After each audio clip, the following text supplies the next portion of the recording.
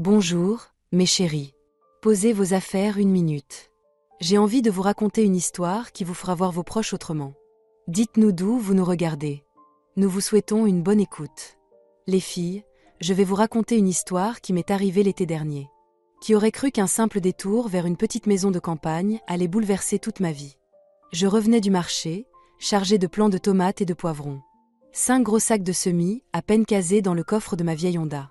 Vous connaissez ça ? Chaque année, on se promet de planter moins, et puis on se retrouve au marché, les yeux qui brillent. On veut tout essayer.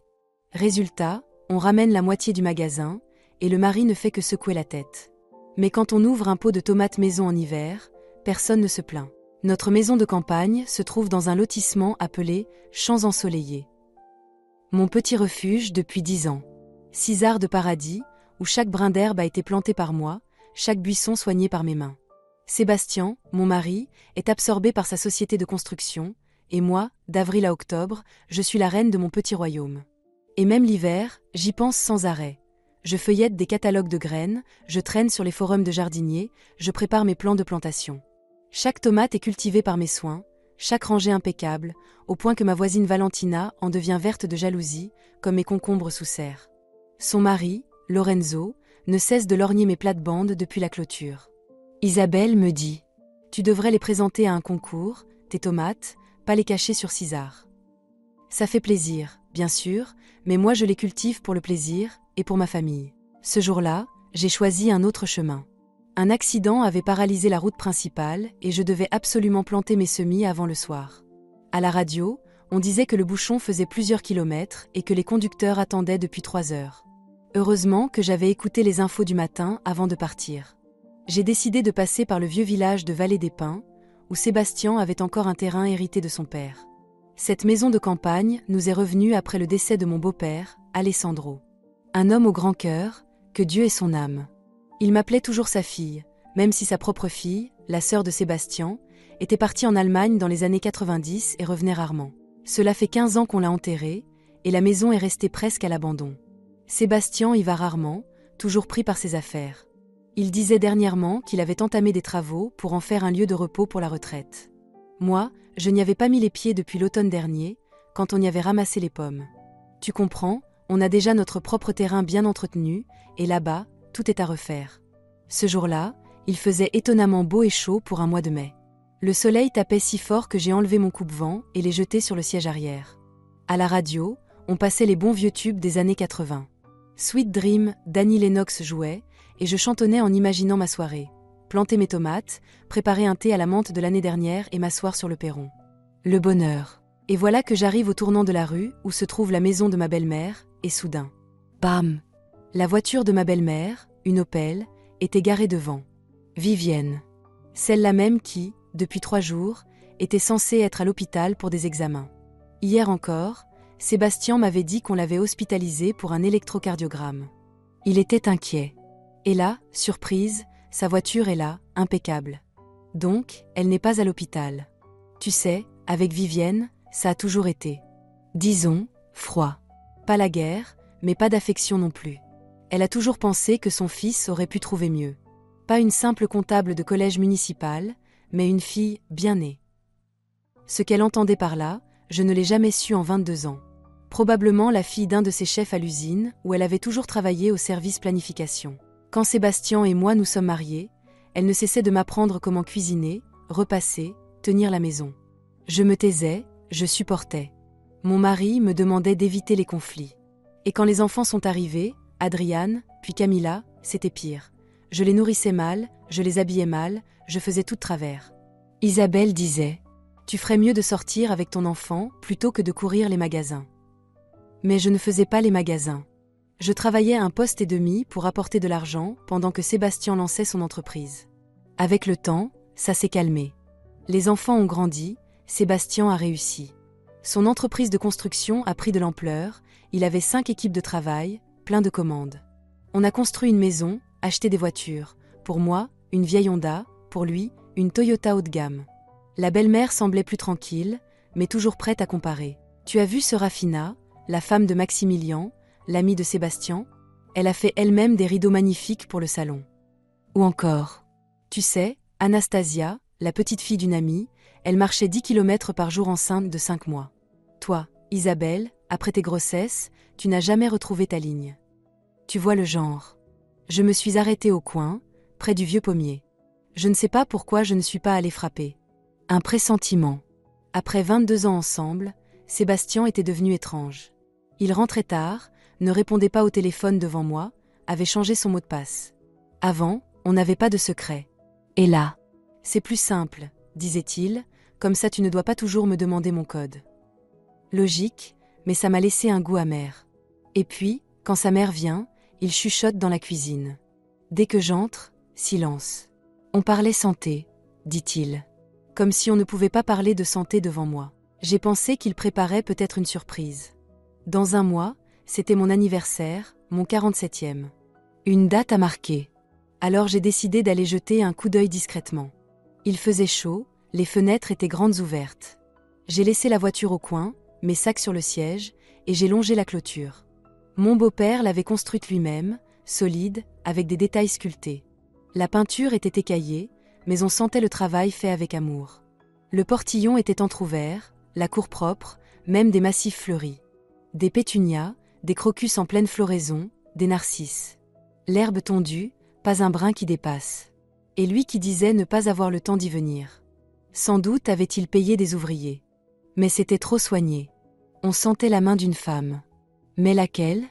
Je me suis approchée sur la pointe des pieds jusqu'à la véranda ouverte. J'ai entendu des voix. Sébastien et sa mère. Forte, assurée. « Maman, ne t'inquiète pas », disait mon mari. « On va mettre la maison et l'appartement à ton nom, par sécurité. On ne sait jamais ce qu'Isabelle pourrait faire quand elle l'apprendra. »« Mon fils, tout ça ne me plaît pas », répondit Vivienne, d'un ton plus las que vraiment hésitant. « Même si je n'ai jamais beaucoup aimé ta femme, 20 ans ensemble, ce n'est pas rien. »« 22, corrigea Sébastien, avec une lassitude qui m'a transpercée. « 22 ans, maman. Dont les 10 dernières comme 2 étrangers sous le même toit. Elle avec ses tomates et ses concombres, moi avec mon travail. On est différents, tu comprends ? Je suis restée figée, l'esprit en ébullition. Mettre quoi à son nom ? Qu'est-ce que je devrais apprendre ? Et surtout, pourquoi ce ton, comme si j'étais une étrangère ? Et les enfants ? Demanda ma belle-mère, et je lui en fus reconnaissante. Adrian étudie à Barcelone, il se fiche de nos histoires, répondit Sébastien d'un ton neutre. Et Camilla ? Elle pleurera un peu, puis ça passera. Les filles de son âge adorent se faire un peu de peine. 3 jours de larmes, puis je lui achèterai une belle robe où un petit ami apparaîtra. Elle oubliera. 17 ans, ce n'est plus une enfant. Donc, Camilla, qui adore son père, pouvait être consolée avec une robe. L'an dernier, quand Sébastien avait eu une appendicite, elle n'avait pas dormi 2 nuits de suite. Et là, je me suis collée au mur, le cœur battant. Pourquoi devrait-il pleurer ? Qu'est-ce qu'on me cache ? Et cette Francesca, dit ma belle-mère, en mâchant ce prénom comme un citron. Tu es sûre qu'elle est enceinte ? Peut-être qu'elle ment. Ces jeunes filles sont nombreuses à chasser les hommes riches. Et toi, Sébastien, avec ton entreprise, ta maison, ta voiture, tu es une belle prise. Mes jambes ont failli céder. Francesca ? Enceinte ? Mon mari a une maîtresse enceinte ? Maman, elle en est à son 4e mois, répondit Sébastien d'un ton fier qui m'a donné la nausée. On a fait l'écho la semaine dernière. Un garçon. J'y étais, j'ai tout vu. Ce n'est pas un mensonge. Et elle n'est pas du genre intéressée. Elle gagne bien sa vie, travaille dans l'immobilier. 3 appartements vendus en 1 mois. Tu te rends compte ? Une fille brillante. Alors, je suis une idiote ? Me suis-je dit. 22 ans de ma vie donnée à mon mari, 2 enfants, et maintenant cette Francesca se retrouve plus futée que moi. Et quand même, Sébastien, il faut faire les choses dans les règles, reprit ma belle-mère, avec un ton de donneuse de leçons. Tu divorces officiellement, ensuite tu te remaries et tu reconnais l'enfant. Sinon, ça ne fait pas très correct. Ta femme n'est même pas encore ton ex que tu as déjà une nouvelle famille en route. Dans les règles ? L'interrompit Sébastien en éclatant d'un rire qui me glaça le sang. Jamais je ne l'avais entendu rire comme ça. Un rire mauvais, presque triomphant. Tu me disais toi-même qu'avec le bon dossier, le tribunal serait de mon côté. Que ma femme est instable, hystérique, et que moi, pauvre mari, j'ai tout supporté. Ou tu as oublié notre plan ? Un plan ?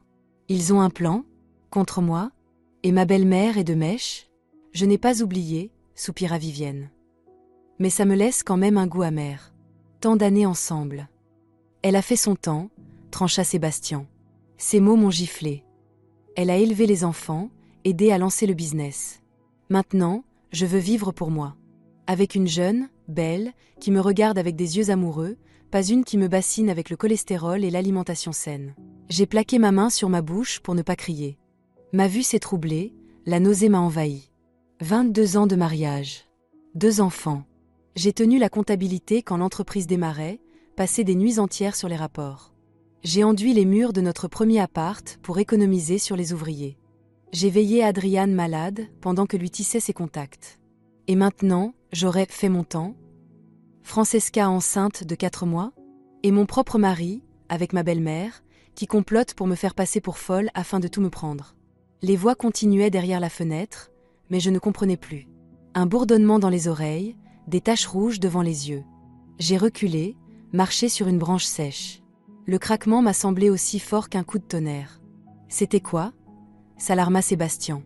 Sûrement le chat des voisins, balaya Vivienne. Donc, à propos du partage des biens, je n'ai pas écouté la suite. Les jambes molles, j'ai rejoint ma voiture, démarré et roulé. Vers où ? Je n'en savais rien. Dans ma tête, une seule phrase, 22 ans fichus. 22 ans. Dehors, le printemps fleurissait, comme si de rien n'était. Comme si ma vie ne venait pas de s'écrouler à cause d'une conversation surprise. Comme si je n'étais pas à 47 ans devant un gouffre, trahi par mon mari et ma belle-mère. Je me suis arrêtée sur un chemin de campagne. Dans le bois voisin, un coucou chantait. Combien me reste-t-il à vivre ? J'ai esquissé un sourire amer et j'ai éclaté en sanglots. Des vrais, comme une gamine, comme à l'adolescence, quand le monde semblait injuste. Sauf que cette fois, c'était pour de vrai. Une vraie trahison, une vraie douleur. Et maintenant, comment continuer ? À qui faire confiance ? Je ne sais pas combien de temps je suis restée là, à fixer le vide. 1 heure ? 2 ? Mon téléphone était déchargé, je n'avais pas de montre. Je ne m'en sers plus depuis longtemps. Je n'ai repris mes esprits que lorsque le soleil a commencé à décliner. J'avais les idées embrouillées, mais une chose était sûre, je ne pouvais pas rentrer. Pas maintenant. Pas aujourd'hui. Je ne pouvais pas croiser le regard de celui qui préparait, dans mon dos, la manière de se débarrasser de moi. J'ai repris la route vers Gabrielle. Mon amie d'enfance. Après son divorce, elle vit seule dans un petit appart en périphérie. Son fils, Mathias, est grand maintenant, il travaille à Munich et vient rarement. Gabrielle a 5 ans de plus que moi, un peu plus de 50 ans, mais elle est superbe, mince, soignée, coiffure courte et tendance. Elle est juriste dans une étude notariale, spécialisée en droit de la famille. Comme on dit, à quelque chose malheur est bon. Après son divorce, elle a repris des études de droit, et aujourd'hui elle aide des femmes comme elle à l'époque. J'ai sonné. Gabrielle a ouvert, m'a regardé et a écarquillé les yeux. « Isabelle, mais qu'est-ce que t'as ? T'as une mine affreuse. Qu'est-ce qui s'est passé ?» Je suis entrée et j'ai fondu en larmes. Des vrais, à en perdre haleine. Gabrielle m'a serrée contre elle sans rien dire et m'a emmenée dans la cuisine. Elle m'a assise, servi du thé. « Raconte, dit-elle. Prends ton temps, depuis le début. » Alors j'ai tout raconté. La conversation entendue par hasard, Francesca enceinte, les projets de Sébastien avec sa mère. « Tu comprends, Gabrielle, dis-je en pleurant, ce n'est pas qu'il ne m'aime plus qui me tue. Ça arrive après 22 ans. Mais comment peut-il préparer un plan pour me laisser sans rien ? Sans appart, sans argent, sans bien ? Comment peut-il vouloir me faire passer pour folle devant un tribunal ? » Gabrielle m'écoutait en silence, les mâchoires serrées. Quand j'ai fini, elle s'est levée, a sorti une bouteille de cognac, en a versé un peu dans mon thé. « Bois, dit-elle. Ça va te calmer. Ensuite, on va réfléchir. » J'ai obéi. Le thé brûlant au cognac m'a réchauffé. Ça allait un peu mieux. Bon. Gabrielle prit son ton professionnel, celui qu'elle devait avoir au bureau. Première question. T'as enregistré leur conversation ? Non, ai-je dit, décontenancée. Comment ? J'étais juste de passage, j'avais pas prévu d'écouter aux portes. Elle fronça les sourcils. Un enregistrement aurait été une sacrée arme. Pas grave, on trouvera d'autres preuves. Mais à mon avis, ton cher mari prépare ce divorce depuis longtemps. Comment ça ? Je ne comprenais pas. Si avec sa mère, il parle déjà de transférer les biens, c'est qu'ils ont commencé. Ce genre de choses, ça ne se décide pas en un jour. Il faut savoir ce qu'ils ont déjà fait et quand. J'étais sonnée. Donc Sébastien planifiait ça depuis. Quand? Quand il me déclarait son amour à notre anniversaire en décembre. Quand il m'a offert des boucles en or pour la Saint-Valentin. Quand il me serrait en disant que j'étais la meilleure. Isabelle, tu m'écoutes? Gabriel claqua des doigts devant mon visage. Il faut agir vite. Si Sébastien et sa mère ont commencé à bouger les biens, chaque jour compte. Qu'est-ce que je dois faire? J'étais perdue, impuissante. Pour commencer, Gabriel prit une feuille et un stylo. On va lister tout ce que vous possédez ensemble. Tout ce que vous avez acheté pendant le mariage. Appart, voiture, maison de campagne, compte, actions s'il y en a. Jusqu'à la dernière chaise. Pourquoi tant de détails? M'étonnais-je. On a un appart, 2 maisons, la mienne et celle de ma belle-mère. Les voitures, ma Honda et sa Toyota. Isabelle, tu ne peux pas imaginer comment les gens rusent pour planquer leurs biens pendant un divorce, soupira Gabriel. Surtout quand il y a une entreprise. Sébastien a une société de construction. Il peut y avoir des actifs cachés, des comptes au nom d'autres personnes, des biens non déclarés. Il faut tout vérifier. Mon Dieu, Gabriel, tu crois vraiment qu'il en est capable? J'avais du mal à croire qu'il puisse agir ainsi. Tu sais combien de fois j'ai entendu ça de mes clientes? Gabriel eut un sourire triste. Et à chaque fois, on découvre qu'ils sont capables de bien pire. Surtout quand une nouvelle flamme arrive, avec un bébé en route. Là, tous les coups sont permis. Elle sortit son ordinateur, ouvrit un programme. Bon, commençons par le plus simple. Tu connais son mot de passe de messagerie? Ou de téléphone? Le mot de passe de la messagerie, oui, acquiesçais-je. On se les disait toujours. Et le téléphone? Il a changé récemment. Il a mis son empreinte digitale. Déjà louche, nota Gabriel. On va vérifier la messagerie d'abord. Je lui ai donné l'adresse et le mot de passe. Gabriel tapa vite, puis soupira. Faux mot de passe. Il a dû le changer. Pas possible, dis-je en reprenant l'ordi. On sait toujours. Oh mince. C'est vrai. Qu'est-ce que je te disais? Gabriel referma l'ordinateur. Il prépare ça depuis un moment. Bon, on a d'autres moyens. Tu dois faire des copies de tous les documents sur vos biens. Titre de propriété, contrat, relevé de banque. Tout ce que tu trouveras. Et après? Après, on demandera au service foncier, fisc, banque. On vérifiera ce qui a été transféré et quand. Si c'est récent, on pourra contester comme dissimulation de biens communs. Je l'écoutais, sachant qu'elle avait raison, mais au fond de moi, je refusais d'accepter cette réalité où mon mari devenait un adversaire à combattre avec des armes légales. Gabriel, je suis épuisée. On verra demain. J'ai mal à la tête. Elle me regarda attentivement. Tu dors ici. Demain matin, on va à mon bureau. Ce soir, douche et au lit. J'ai une pigie et une brosse à dents neuves. Et Sébastien? Dis-je soudain. Il va s'inquiéter. Isabelle, dit Gabriel en posant sa main sur mon épaule. Tu es sérieuse? Il prépare comment te dépouiller et tu penses à son inquiétude? L'habitude, répondis-je avec un sourire amer. 22 ans, quand même. J'ai sorti mon téléphone pour appeler chez moi, mais il était complètement déchargé. Gabriel m'a tendu le sien. Appelle, mais ne dis pas où tu es. Dis juste que tu es chez une amie, et c'est tout.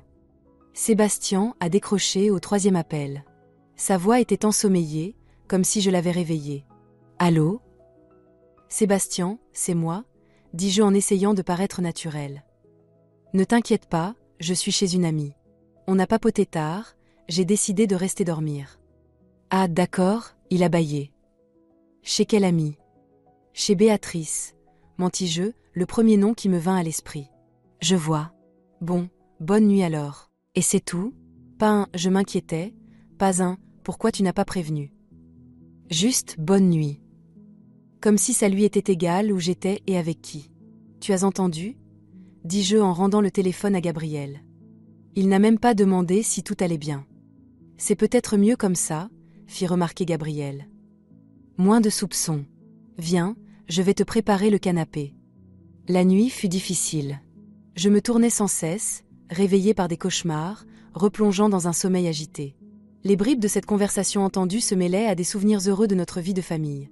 Ma rencontre avec Sébastien en mariage d'amis communs, sa demande en mariage sur la patinoire, maladroit, à genoux, prêt à tomber, la joie immense à la naissance d'Adriane, puis de Camilla, la construction de notre maison, les arbres plantés ensemble, les projets pour l'avenir. Et maintenant, tout effacé par quelques phrases. Tout avait-il été un mensonge? Ou m'avait-il vraiment aimé avant que ses sentiments ne s'éteignent? Quand cela avait-il commencé? Comment n'ai-je rien vu? Au petit déjeuner, Gabriel déclara: « Tu dois rentrer chez toi. » Quoi? J'ai failli m'étrangler avec mon thé. Pourquoi faire? Je ne veux pas le voir. Isabelle, tu dois te comporter comme d'habitude. Si Sébastien se doute que tu sais quelque chose, il accélérera ses plans. Et nous, on a besoin de temps pour réunir des preuves. Je ne pourrai pas, secouai-je la tête. Je ne pourrai pas le regarder dans les yeux en faisant semblant que tout va bien. Tu pourras, Gabriel était catégorique. Tu dois. Sinon, tu n'auras rien. Pense aux enfants. Pense à toi. Tu as 47 ans, repartir de 0 à cet âge. Et je fais quoi à la maison? Demandai-je après un silence. D'abord, trouver et copier tous les documents. Sur l'appartement, les voitures, les maisons, les relevés bancaires. Tout ce que tu trouveras dans son bureau. Tu les prends en photo et tu me les envoies tout de suite.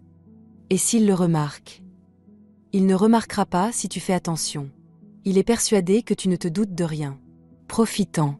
Agis comme d'habitude. Cuisine, range, occupe-toi de ton jardin. Et en douce, observe et collecte des infos.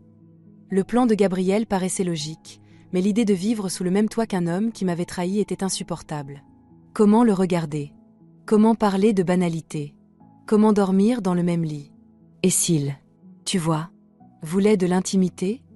Je sentis mes joues chauffer, ridicule à mon âge de rougir pour ça. Tu dis que tu as mal à la tête, haussa les épaules Gabriel. Ou que tu as tes règles. Ou pas d'humeur. S'il s'est déjà détaché de toi, il ne va pas insister. Ces mots me firent mal. Il y a encore quelques jours, l'idée que mon mari puisse ne pas me désirer m'aurait semblé absurde. Certes, on n'était plus aussi passionnés qu'au début, mais je croyais que notre lien restait fort. Du moins, je le pensais. Allez, on va au bureau, conclut Gabriel en terminant son thé. On va établir un plan d'action. Plus on commence vite, plus on a de chances de défendre tes droits. Dans l'étude notariale où elle travaillait, il régnait un calme frais.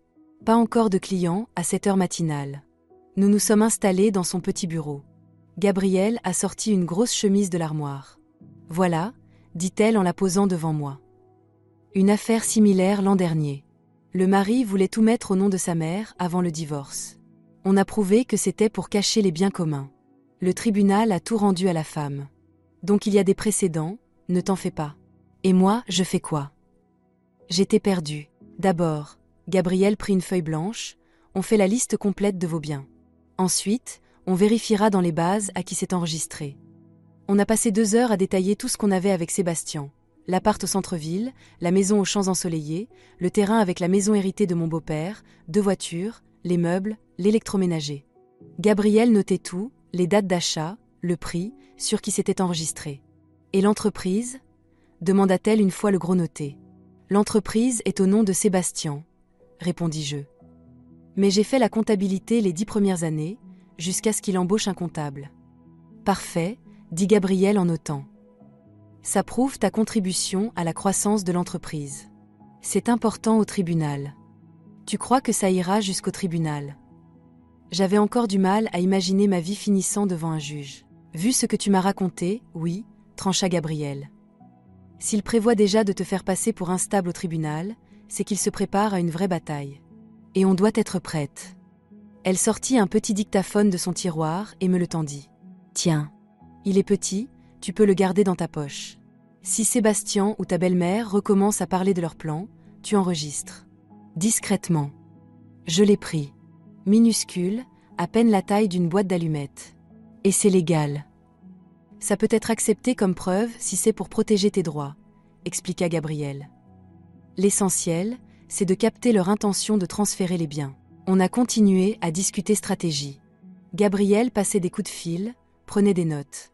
Et moi, je pensais à la tournure étrange qu'avait prise ma vie. Hier matin, j'étais juste une femme heureuse, impatiente de commencer la saison au jardin. Aujourd'hui, j'étais une future plaignante qui devait espionner son mari et l'enregistrer. Gabriel, finis-je par dire, et si je lui parlais? Lui dire que je sais tout, et proposer qu'on se sépare à l'amiable ? Gabriel me regarda comme une enfant naïve. Isabelle, s'il avait voulu se séparer à l'amiable, il t'en aurait déjà parlé. Il n'aurait pas monté un plan derrière ton dos. Non, la discussion ne servira à rien. Tu ne feras que te tirer une balle dans le pied. Mais 22 ans ensemble. On peut balayer ça si facilement ? Pour lui, visiblement oui, répondit Gabriel sèchement.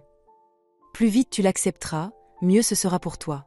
Pour lui, tu n'es plus une épouse, tu es un obstacle à sa nouvelle vie. Et il fera tout pour l'écarter avec le moins de pertes possible. Ces mots m'ont transpercé, mais je savais qu'elle avait raison. Sébastien, celui que j'avais connu et aimé, n'aurait jamais conspiré avec sa mère pour me dépouiller et me faire passer pour folle. Donc, je ne le connaissais plus. Et je ne pouvais plus lui faire confiance. Très bien, dis-je en me levant, décidé. Je rentre. Je ferai comme tu dis. Bien. Gabriel serra ma main. Et souviens-toi, tu n'es pas seul. On va s'en sortir. En sortant du bureau, j'ai respiré à fond l'air frais du printemps. Étrangement, je me sentais plus légère. Comme si, en décidant de me battre, j'avais chassé le poids de l'impuissance. Très bien, Sébastien, pensais-je en m'installant au volant, si tu veux la guerre, tu l'auras. On verra qui gagnera. En arrivant près de chez nous, j'ai respiré plusieurs fois profondément pour me calmer. Reste naturel, me répétais-je. Ne te trahis pas. Tu ne sais rien, tu rentres juste de chez une amie. La voiture de Sébastien était garée devant l'immeuble. Donc il était là. D'ordinaire, à 7 heures, il est déjà au bureau. Avait-il changé son emploi du temps ? Ou restait-il exprès pour savoir où j'étais ? Mon cœur accéléra, mes mains devinrent moites. Je me suis garée, j'ai sorti du coffre les sacs de semis. Avec tout ce qui s'était passé, je les avais complètement oubliés. Les pauvres étaient un peu fanés, mais sauvables. J'ai monté les escaliers et sonné. J'avais mes clés, mais je voulais voir s'il était là. Sébastien a ouvert presque aussitôt, comme s'il m'attendait derrière la porte. En peignoir, les cheveux en bataille. Il venait visiblement de se lever. « Bonjour », dis-je avec un sourire forcé. « Pas au travail aujourd'hui ? J'ai mal à la tête depuis ce matin. » Il se frotta la tempe. J'ai décidé de rester au lit. « Et toi, tu étais où ? » J'ai appelé, ton téléphone était éteint. « Désolé, il était déchargé », dis-je en entrant, évitant son regard. J'étais chez Béatrice, on a parlé, bu du vin, on n'a pas vu l'heure. Et après, je n'avais pas envie de rentrer tard, surtout après avoir bu. Chez Béatrice. Son ton trahissait la surprise. Mais ça fait bien 5 ans que tu ne lui parles plus, non ? Mince. J'avais complètement oublié que j'avais menti à propos de Béatrice, que je n'avais effectivement pas vue depuis des années. Comment me sortir de là ? On s'est croisés par hasard au marché, dis-je en enlevant mes chaussures, soulagée de ne pas avoir à croiser son regard. Elle venait aussi pour acheter des plants. On a discuté, elle m'a invité à prendre un thé chez elle. Et puis, je vois, Sébastien bâilla. « Et tu as acheté tes plants ? » ?»« Oui, les voilà, je désignais les sacs. Mais avec tout ça, je n'ai pas pu les planter hier. Il faut absolument que je m'en occupe aujourd'hui. Tu vas à la maison de campagne ? » ?»« Oui, c'est prévu, » répondis-je en allant vers la cuisine et en mettant de l'eau à bouillir. « Et toi, tu viens avec moi ou tu restes ici ? » ?»« Je passerai peut-être plus tard. » Il s'étira. « Si le mal de tête passe.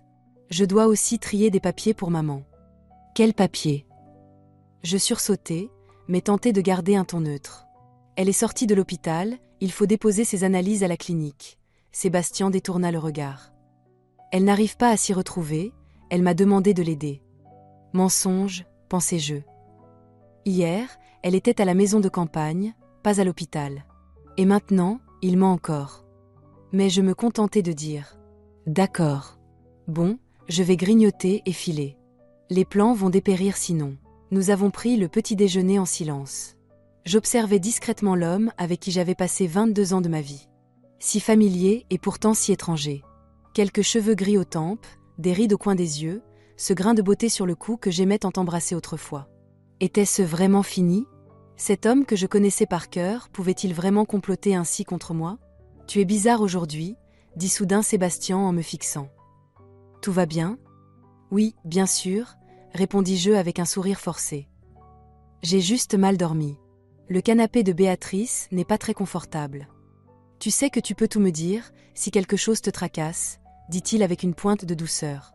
Et un instant, j'ai presque cru que la conversation d'hier n'avait été qu'un cauchemar. Je peux tout te dire ? Avais-je envie de hurler. Et toi, tu me dis tout ? Comme pour Francesca, enceinte, ou pour tes plans de me dépouiller. Mais je me contentais d'acquiescer.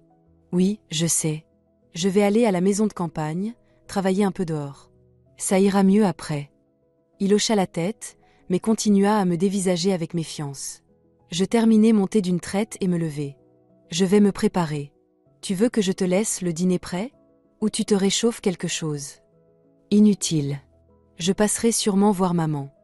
Chez maman ou chez Francesca. Pensais-je, mais je me tue. Je me préparai rapidement, quelques vêtements de rechange, une brosse à dents, une crème pour les mains. Suivant les conseils de Gabriel, je glissai discrètement dans le bureau de Sébastien. Il était sous la douche, j'entendais l'eau couler. Peu de temps, mais je devais au moins jeter un œil aux documents posés sur son bureau. Une chemise marquée, maman trônait bien en évidence. Je l'ouvris prudemment. À l'intérieur, des comptes rendus médicaux, des ordonnances, des analyses. Rien de suspect. Peut-être que je me trompais, peut-être que ce n'était pas si grave. Puis mon regard accrocha un coin de dossier dépassant sous une pile de papier. Je le sortis avec précaution. Maison père. Je l'ouvris. Mon cœur rata un battement. Un titre de propriété pour le terrain de la vallée des Pins, celui hérité de mon beau-père. Sauf que dans la case « propriétaire » ne figurait pas le nom de Sébastien, mais celui de sa mère, Vivienne Muller. Mes mains tremblaient, j'ai failli lâcher le dossier. Ils avaient déjà commencé. La maison de campagne avait déjà été transférée au nom de ma belle-mère. Et quoi encore ? Que avait-il eu le temps de faire d'autre ? J'ai rapidement sorti mon téléphone et pris une photo. Puis, suivant mon instinct, j'ai photographié tout ce qui se trouvait sur le bureau. Relevé bancaire, contrat, procuration. Je lirai plus tard, où Gabriel s'en chargera. Le bruit de l'eau s'arrêta. Je remis tout en place, refermai les dossiers et quittai la pièce. Mon cœur battait si fort que j'étais certaine que Sébastien pouvait l'entendre à travers le mur. « Je file », criai-je depuis l'entrée. « Je reviens ce soir. »« Bonne chance avec tes tomates », répondit-il depuis la salle de bain. Ce n'est qu'une fois au volant que j'ai soufflé. Mes mains tremblaient encore. Les documents ne laissaient plus aucun doute. Sébastien transférait vraiment ses biens à sa mère. Et ça ne datait pas d'hier. L'acte pour la maison de campagne datait du mois dernier. Je mis le moteur en marche et partis. Mais pas vers la maison de campagne, je retournai chez Gabriel. Heureusement, elle avait congé et m'avait promis d'être là toute la journée. « Regarde », lui dis-je en lui tendant mon téléphone dès qu'elle ouvrit la porte. J'ai trouvé ça dans son bureau.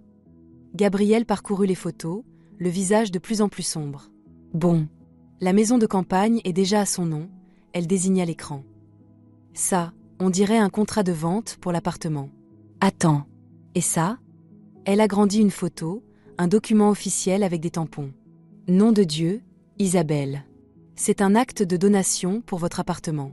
Il compte le donner à sa mère. » Quoi ? Je n'en croyais pas mes oreilles. Mais c'est impossible. On l'a acheté ensemble, on a payé l'hypothèque tous les deux. Il peut faire beaucoup de choses si tu n'es pas inscrite comme propriétaire, soupira Gabriel. À quel nom est enregistré l'appartement ? Au sien, répondis-je d'une voix éteinte. À l'époque, on avait décidé ça parce que son dossier bancaire était meilleur et qu'il avait un meilleur salaire. Et voilà le résultat, dit Gabriel en secouant la tête. Juridiquement, c'est son bien. Bien sûr, c'est en réalité un bien commun, mais pour le prouver, il faudra se battre au tribunal. Et qu'est-ce qu'on fait ? Sentis-je la panique monter. On dépose immédiatement une demande en reconnaissance de bien commun, dit Gabriel en s'installant à son ordinateur. Si on agit avant que Sébastien finalise la donation, on peut bloquer la transaction. Les heures suivantes, nous avons travaillé sur les documents juridiques. Gabriel passait des coups de fil, prenait des avis, pestait, rappelait. Moi, je restais là, figée, à regarder ma vie s'écrouler. « Voilà », dit-elle enfin. « Demain matin, on va au tribunal déposer la demande. Mais pour ça, il te faut faire quelque chose de crucial, trouver les originaux des papiers de l'appartement. » Pourquoi ? On a les photos. Les photos ne sont pas recevables au tribunal, secouait-elle la tête. Il nous faut les originaux ou des copies certifiées. Sans ça, nos chances sont nulles. Mais comment les trouver ? Sébastien n'est pas idiot, il les a sûrement mis en lieu sûr. Dans un coffre ? À la banque? Je réfléchis. Plutôt dans son petit coffre au bureau, derrière le tableau. Tu connais la combinaison? Avant, oui. Nos dates de naissance à tous. Mais il a peut-être changé, comme pour ses mots de passe. Il faut vérifier, trancha Gabriel. Tu rentres quand? Je regardais l'heure, presque 3 heures. Bientôt. J'ai dit que je rentrerai pour le dîner. Très bien. Mais passe vraiment à la maison de campagne pour planter tes tomates, rappela Gabriel.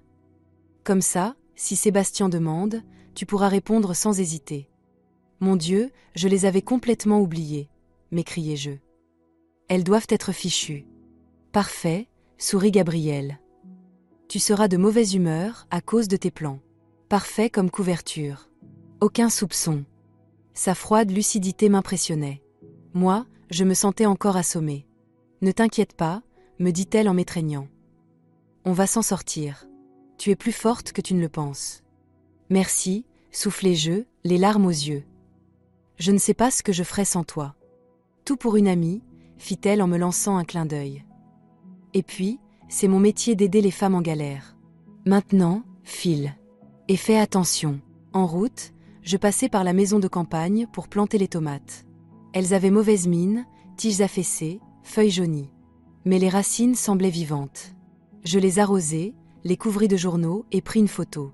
Au cas où Sébastien demanderait une preuve. Je rentrai vers 18h. Pas de voiture de Sébastien devant l'immeuble, ouf. Je pourrais fouiller tranquillement. Je filai droit vers son bureau. Je déplaçai le tableau, un vieux paysage hérité de ses parents, et trouvai le petit coffre. Je tentai la combinaison habituelle. Nos dates de naissance dans l'ordre, puis juste les nôtres, puis celles des enfants, puis l'année de notre mariage. Rien. Il avait changé le code. Dans le bureau? Dans l'armoire? Dans la commode?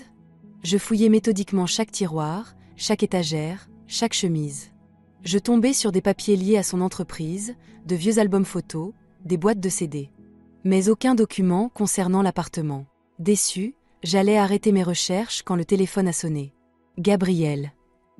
Alors? Demanda-t-elle sans même dire bonjour. Rien, soupirai-je. Le coffre ne s'ouvre pas, il a changé la combinaison. Et je n'ai rien trouvé ailleurs. Zut, fit Gabriel après un silence. Bon, il y a une autre option. On peut demander des duplicata au service foncier. C'est plus long, mais ça marchera aussi. Sauf que pour ça, il faut. À ce moment-là, j'entendis la porte d'entrée s'ouvrir. Mon cœur fit un bond. Il est rentré, soufflai-je. Je te rappelle. Je raccrochai vite, refermai les tiroirs, remis le tableau en place. Sébastien m'appelait déjà depuis l'entrée. Isabelle, tu es là? Oui, je suis à la cuisine, répondis-je en sortant précipitamment du bureau. Sébastien se tenait dans le couloir avec un énorme bouquet de roses rouges, éclatantes comme du sang. C'est pour toi, dit-il avec un sourire un peu coupable. Désolé de ne pas t'avoir accueilli hier. Je m'inquiétais pour toi. Je pris les fleurs, sans savoir quoi dire. Après tout ce que je savais, ces roses n'avaient rien d'une preuve d'amour. Plutôt une moquerie. Ou une tentative d'endormir ma vigilance. Merci, souris-je faiblement. Elles sont très belles. On dîne? Sébastien enleva sa veste et ses chaussures. J'ai acheté tes pâtisseries préférées à la boulangerie. Qu'est-ce qui lui prend? Pensai-je. Depuis quand tant d'attention? Je n'ai rien préparé, avouai-je. Je reviens juste de la maison de campagne. Alors on commande quelque chose, proposa-t-il. Ou on sort au resto. Ça fait longtemps qu'on n'est pas sortis tous les deux. Cette soudaine prévenance m'alertait. Avait-il deviné quelque chose? Ou faisait-il partie de son plan de me mettre en confiance avant de frapper? Restons à la maison, dis-je. Je suis fatiguée, pas envie de sortir. Alors une pizza? Ou chinois? Pizza, acquiesçai-je. Et je vais aller prendre une douche. Journée épuisante, pleine de terre. Bien sûr, sourit-il. Je m'occupe de commander. Sous le bruit de l'eau, j'appelai Gabriel. C'est un cauchemar, chuchotai-je. Il est rentré avec des fleurs, propose de commander à manger, de sortir. Qu'est-ce qui se passe? Réfléchit Gabriel. 2 possibilités, soit il a des soupçons et veut apaiser, soit il se sent coupable. Coupable. Beaucoup d'hommes font ça quand ils trompent, expliqua-t-elle. Cadeaux, fleurs. Ça soulage leur conscience. Et je fais quoi? Joue son jeu, conseilla Gabrielle. Sois aimable, reconnaissante. Mais reste sur tes gardes. Et reprends tes recherches dès que possible. Après la douche, je me sentais un peu mieux. En tenue confortable, les cheveux secs, maquillage léger. Gabrielle avait raison, il fallait jouer le jeu. Sébastien m'attendait au salon, table dressée, bouteille de vin ouverte. Son regard admiratif me scruta quand j'entrai. Tu es superbe. Je me suis toujours demandé comment tu fais pour avoir l'air aussi bien après une journée de travail. 22 ans ensemble et il remarque ça maintenant, pensais-je. Mais je me contentais de sourire. Merci. Toi aussi, tu as bonne mine. Nous avons parlé de tout et de rien. La maison de campagne, le temps, les enfants. Adriane avait appelé de Barcelone pour parler de ses études. Camilla devait rentrer le week-end, leur école ayant déclaré une quarantaine. Au fait, maman te passe le bonjour, lâcha Sébastien en buvant une gorgée. Je manquais de m'étrangler. Ta mère? Tu l'as vue? Oui, je suis passée lui apporter des papiers, dit-il d'un ton léger. Elle va beaucoup mieux. Cet examen lui a fait du bien. Quel examen? Avais-je envie de crier. Elle n'était pas à l'hôpital mais avec toi, à planifier comment me dépouiller. Mais je dis simplement, contente de l'entendre. Je devrais aller la voir ce week-end, ça fait longtemps. Très bonne idée, leva-t-il son verre. À la santé de toute notre famille. De la famille que tu veux détruire? Pensais-je, mais je trinquai et bus. Toute la soirée, je jouais la parfaite épouse, riant à ses blagues, parlant de mes projets pour le jardin, l'écoutant évoquer son travail. Et en moi, la colère grondait. Comment pouvait-il sourire ainsi, préparer notre futur? Tout en m'effaçant de sa vie? Au moment de se coucher, Sébastien me prit dans ses bras. Je me figeai. Allait-il vouloir plus? Isabelle, murmura-t-il à mon oreille, tu m'as manqué. Sa main glissa sous ma chemise de nuit. Je frissonnai. Impossible. Désolé, m'écartai-je doucement, j'ai mes règles et mal au ventre. Dommage, soupira-t-il. Alors, on reste juste l'un contre l'autre. Bien sûr, dis-je, le laissant poser sa tête sur mon épaule. Il s'endormit vite. Moi, je fixais le plafond, repensant à tout ça. Il y a 2 jours, j'aurais savouré cette soirée. Maintenant, chaque geste sonnait faux. Je me glissai hors du lit et retournai au bureau. Un autre cachette, peut-être? Et là, j'eus une idée, son téléphone. Dedans, sûrement des photos, des messages à Francesca ou à sa mère. Sur la pointe des pieds, je revins dans la chambre. Son téléphone était sur la table de nuit. Je le pris. Écran verrouillé. Empreinte ou code. Et si je testais notre date de mariage? 6 chiffres. Échec. Plus que 4 essais. Je reposai le téléphone. Trop risqué. De retour au bureau, je remarquai un petit objet derrière les livres. Une clé, minuscule, avec le logo BNP Paribas et le numéro 247. Voilà. Sébastien garde ses papiers dans un coffre bancaire. Je pris des photos de la clé sous tous les angles, puis la remis à sa place. Il dormait toujours. Je me couchai, incapable de dormir. Demain, il faudrait dire à Gabrielle pour cette clé. Peut-être pourrait-elle trouver un moyen d'accéder au coffre ou d'obtenir des infos sur son contenu. Je regardais le visage paisible de Sébastien dans la lumière douce du chevet. Qui es-tu vraiment, Sébastien? Pensais-je. Et comment ai-je pu vivre si longtemps avec toi sans voir ton vrai visage?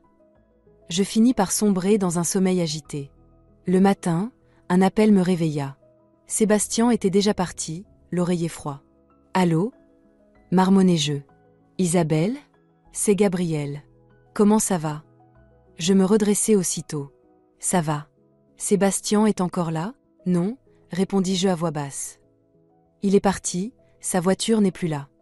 Parfait. J'ai vu les photos. La clé du coffre bancaire, c'est du sérieux. Tu sais dans quelle agence elle est? Je réfléchis. Sûrement à l'agence centrale, place de la République. C'est là qu'il a ses comptes et ses cartes. Très bien, c'est déjà une piste, dit Gabrielle après une pause. Tu peux passer me voir aujourd'hui? J'ai des nouvelles. Quelles nouvelles? Demandai-je, méfiante. On en parlera en face. Pas au téléphone. D'accord. Regardai-je l'heure. 9 heures. Je serai là vers 11 heures. Je descendis à la cuisine. Sur la table, une note écrite de la grande écriture familière de Sébastien. Bonjour, Ma dormeuse. Partie sur le chantier, je serai là pour le déjeuner. Je t'aime, bisous. Autrefois, ce genre de mots m'aurait réchauffé le cœur. Aujourd'hui, il ne m'arracha qu'un sourire amer. Il m'aime, vraiment ? Assez pour avoir déjà mis la maison de campagne au nom de sa mère. Et être sur le point de lui donner notre appartement. Je pris un petit déjeuner rapide, m'habillai et partis chez Gabriel. En route, je fis un détour par l'agence BNP Paribas de la place de la République, juste pour voir comment fonctionnait l'accès au coffre. Il fallait présenter un passeport et la clé. Si le coffre était au nom de 2 personnes, il fallait la présence des 2 ou une procuration notariée. Est-ce que je peux savoir si un coffre est enregistré à mon nom ? Demandai-je à l'employé. Mon nom est Muller. Votre passeport, s'il vous plaît, dit-elle en tendant la main. Je sortis mon document. Elle tapa quelque chose sur son ordinateur, puis secoua la tête. Non, aucun coffre à votre nom. Peut-être voulez-vous dire un coffre conjoint avec votre mari ? C'est possible, acquiesçai-je. Vous pouvez vérifier ? Il faut le passeport de votre mari ou sa présence, répondit-elle en haussant les épaules. C'est la règle. Je la remerciai et sortis. Comme je m'en doutais, le coffre était au seul nom de Sébastien. Voilà donc où il cachait les documents importants. J'arrivai chez Gabriel avant l'heure prévue. Elle m'ouvrit et me conduisit en silence jusqu'à la cuisine. Une femme d'une 30aine d'années était déjà assise là. Élancée, soignée, coupe courte, regard perçant. Céleste Rodriguez me présenta Gabriel. Experte en immobilier, de l'agence Nouveau Domicile. Mon estomac se serra. Francesca, la fameuse, la maîtresse de Sébastien, enceinte de lui ? Je restai figée, ne sachant que dire. Ne vous inquiétez pas, Isabelle, me sourit la femme. Je ne suis pas cette Francesca. Juste un nom qui ressemble. Gabriel m'a invitée en tant que spécialiste en immobilier. Je soufflai de soulagement et m'assis. Gabriel servit le thé. Céleste travaille sur les dossiers de partage de biens et connaît toutes les subtilités juridiques. Je lui ai montré les photos des documents que tu as trouvés. Et alors ? Demandai-je avec espoir. Céleste prit une gorgée de thé et tapota la table du bout de l'ongle. La situation est compliquée, mais pas désespérée. La maison de campagne est bien au nom de votre belle-mère. Acte de donation daté du 15 avril. L'appartement est encore au nom de votre mari, mais d'après l'ébauche de contrat que vous avez photographié, il compte le donner à sa mère très bientôt.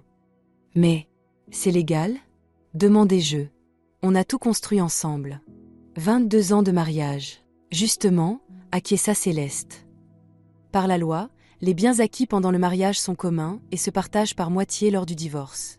Mais si l'un des conjoints en fait don à un tiers avant le début de la procédure, c'est beaucoup plus difficile à contester.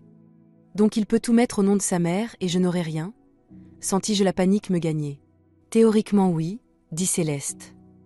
Mais nous pouvons agir pour l'en empêcher. Il faut juste aller vite. Comment ? Il y a plusieurs options, répondit-elle en sortant un dossier. La première et la plus évidente, c'est de déposer une demande de partage des biens avant que la donation de l'appartement soit signée. Si le tribunal ordonne des mesures conservatoires, le service foncier bloquera toute transaction sur ce bien jusqu'à la fin de la procédure.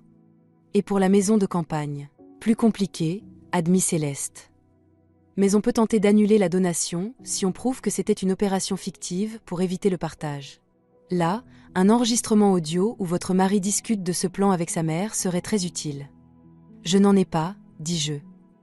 J'ai juste entendu leur conversation, je ne l'ai pas enregistrée.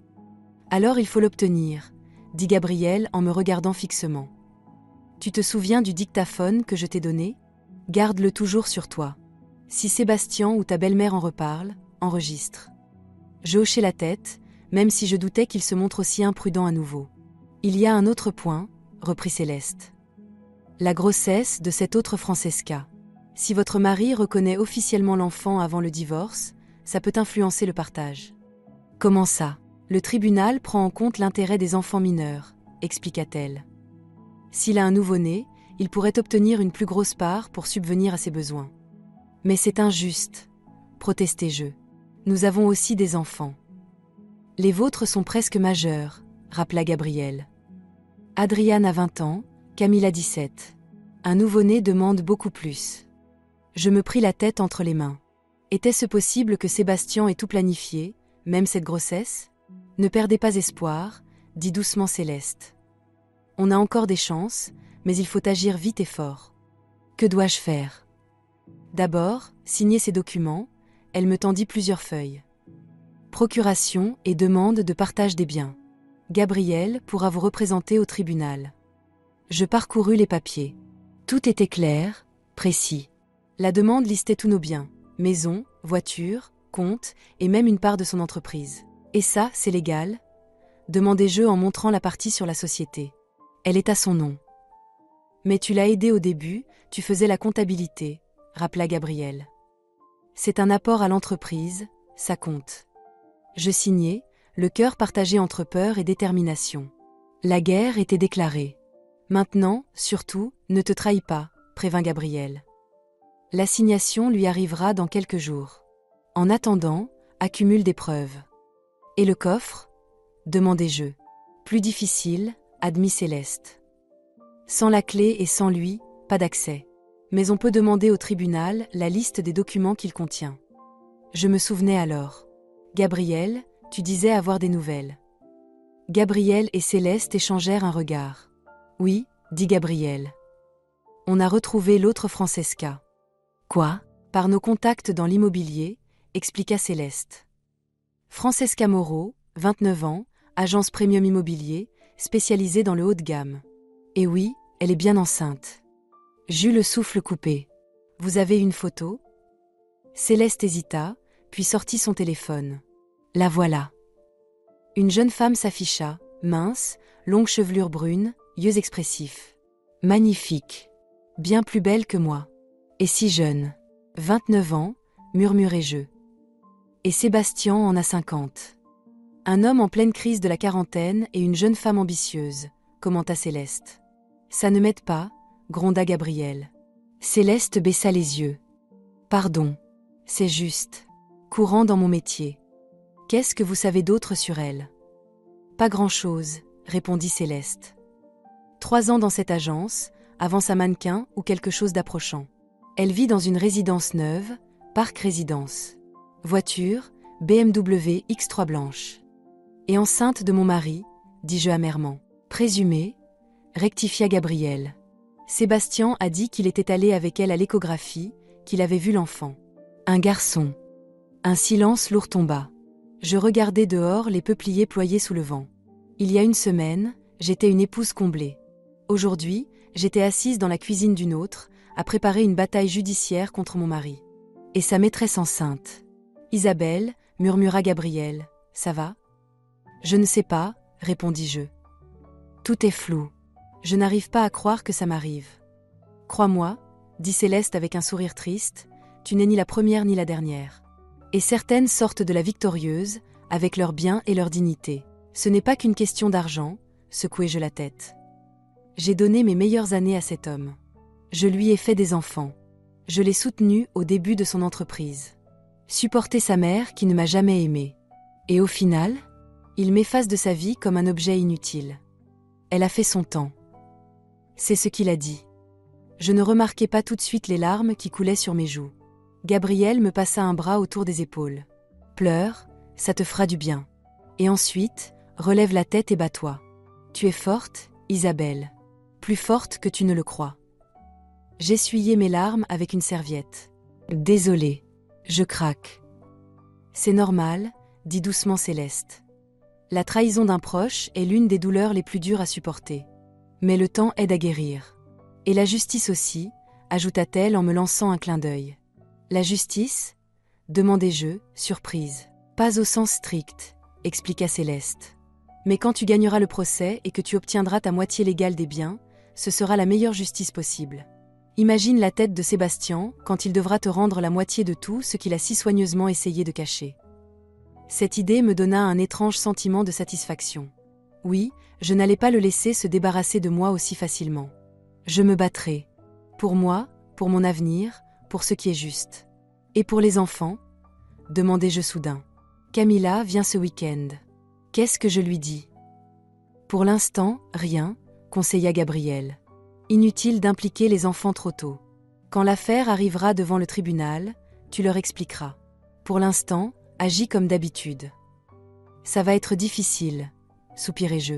Camilla est très sensible, elle verra tout de suite qu'il y a un problème. Dis-lui que vous avez juste quelques désaccords avec son père, mais rien de grave, suggéra Céleste. Les enfants ne doivent pas se retrouver pris entre deux feux. Je hochai la tête, même si je doutais de pouvoir cacher la vérité à ma fille, qui m'a toujours percé à jour. Nous avons encore discuté longtemps de la stratégie à adopter.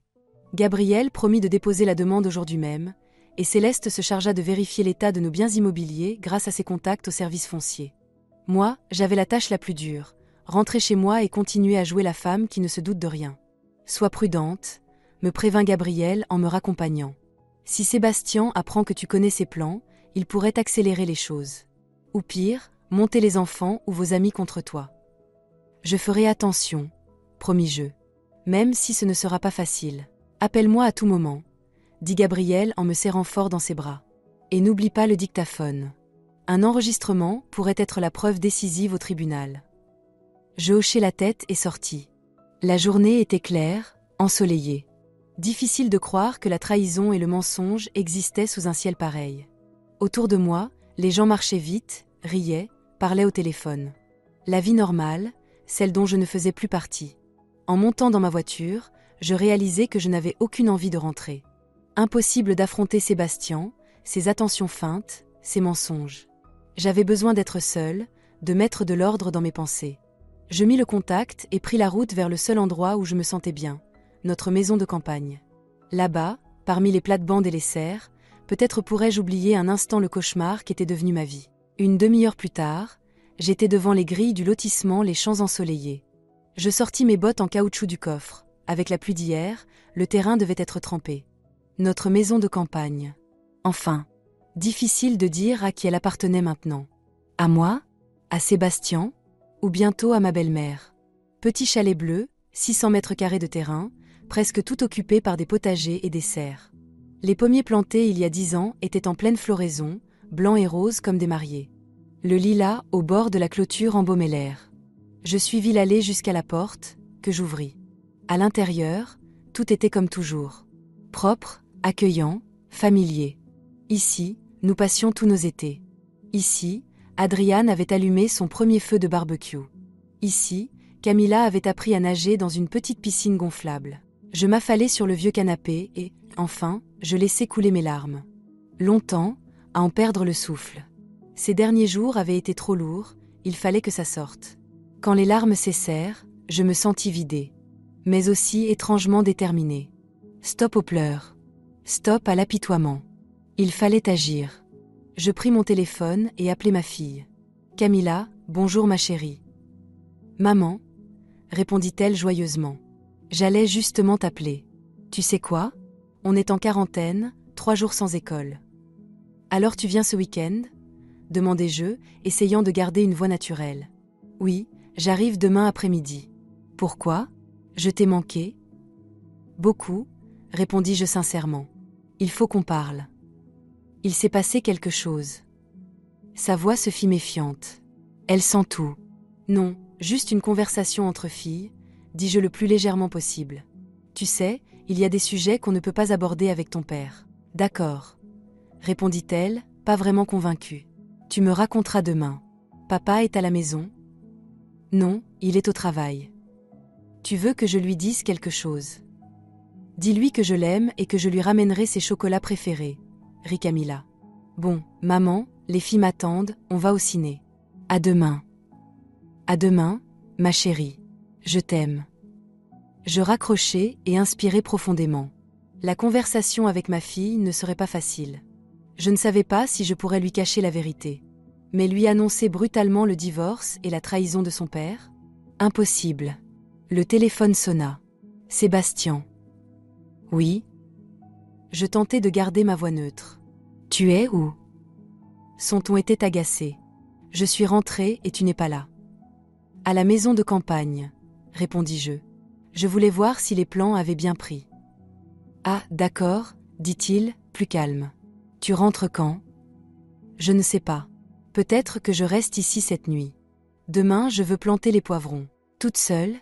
S'étonna-t-il. Tu n'as jamais dormi seule là-bas. Il y a un début à tout, répondis-je en haussant les épaules, même s'il ne pouvait pas le voir. Et puis, il y a la clôture, les chiens des voisins, et ici, il n'y a jamais eu de voleur. Comme tu veux, dit-il après une pause. Appelle si besoin. Oui, répondis-je, coupant court. J'avais menti sur la nuit ici. Mais au moins, ce soir, je n'aurais pas à supporter son masque de mari aimant. Et demain, Camilla serait là. À deux, ce serait plus facile.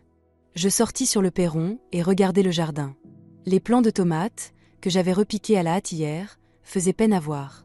Feuilles tombantes, tiges pliées. Il fallait vite les sauver. J'enfilai des gants, pris un arrosoir et allai au plate-bande. Le travail du jardin m'a toujours apaisé. Peut-être qu'aujourd'hui aussi. Les heures passèrent ainsi. J'arrosai, aérai la terre, attachai les tiges fragiles. Le soleil commençait à se coucher quand je me redressai enfin, étirai mon dos endolori et observai mon travail. Les plants avaient meilleure mine. Feuilles redressées, tiges raffermies. Ils allaient tenir. Comme moi, pensai-je en retirant mes gants. Je tiendrai. Et je vivrai, malgré tout. La nuit passa étonnamment calmement. Épuisé par le travail et les émotions, je dormis profondément. Je me réveillai à l'aube, bercé par le chant des oiseaux. Mon téléphone était éteint, batterie vide. J'avais oublié le chargeur. Tant mieux. Pas d'appel, pas de message, pas de Sébastien avec sa sollicitude factice. Quelques heures de solitude et de silence. Je sortis sur le perron avec une tasse de thé.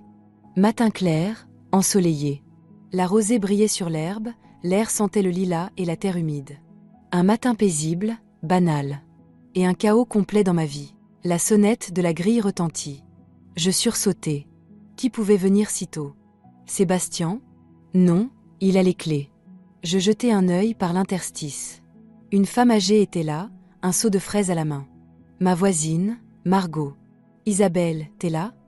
Lança-t-elle. Allez, ouvre, je t'ai apporté les premières fraises. J'ouvris et tentai de sourire. Bonjour, Margot. Je ne m'attendais pas à une visite si tôt. J'aime venir quand il fait encore frais, dit-elle en me tendant le seau rempli de grosses fraises rouges. C'est ma récolte d'hier. Nouveau plan, ça s'appelle Reine Victoria. Merci beaucoup, dis-je en prenant le seau. Elles sont superbes. Entrez, on va prendre un thé. Pourquoi du thé? Dit-elle avec un air malicieux. J'ai de la liqueur maison, à base de ces fraises-là. C'est bon pour la santé. Je souris malgré moi. Margot était connue pour ses liqueurs. Chaque année, elle en préparait avec toutes sortes de fruits et en offrait à tout le voisinage. Sa liqueur de fraises était particulièrement fameuse, douce, parfumée et bien corsée. À 8 heures du matin, Margot. Pourquoi pas? Dit-elle en sortant de son sac une bouteille de liquide rubis. Juste un petit verre pour l'appétit. Ce n'est pas pour rien que je suis venue si tôt. Nous nous installâmes sur la véranda. Je sortis 2 petits verres, du pain, du fromage et quelques fraises lavées. Margot versa juste un fond de liqueur. À l'été, déclara-t-elle en levant son verre. Pour une récolte abondante et une bonne santé. Nous trinquâmes.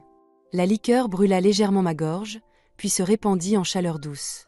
Le goût était incroyable, sucré, légèrement acidulé, avec un parfum envoûtant. Elle est délicieuse, dis-je sincèrement.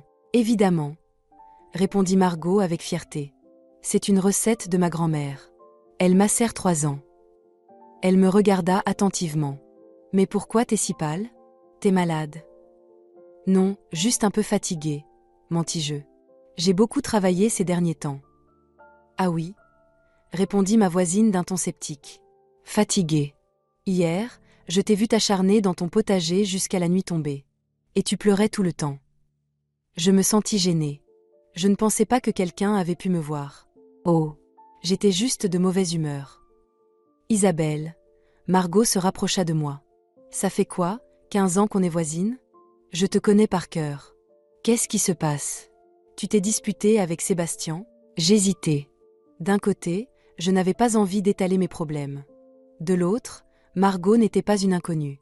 Elle m'avait aidée avec les enfants quand ils étaient petits, m'avait donné des recettes, des conseils pour le jardin.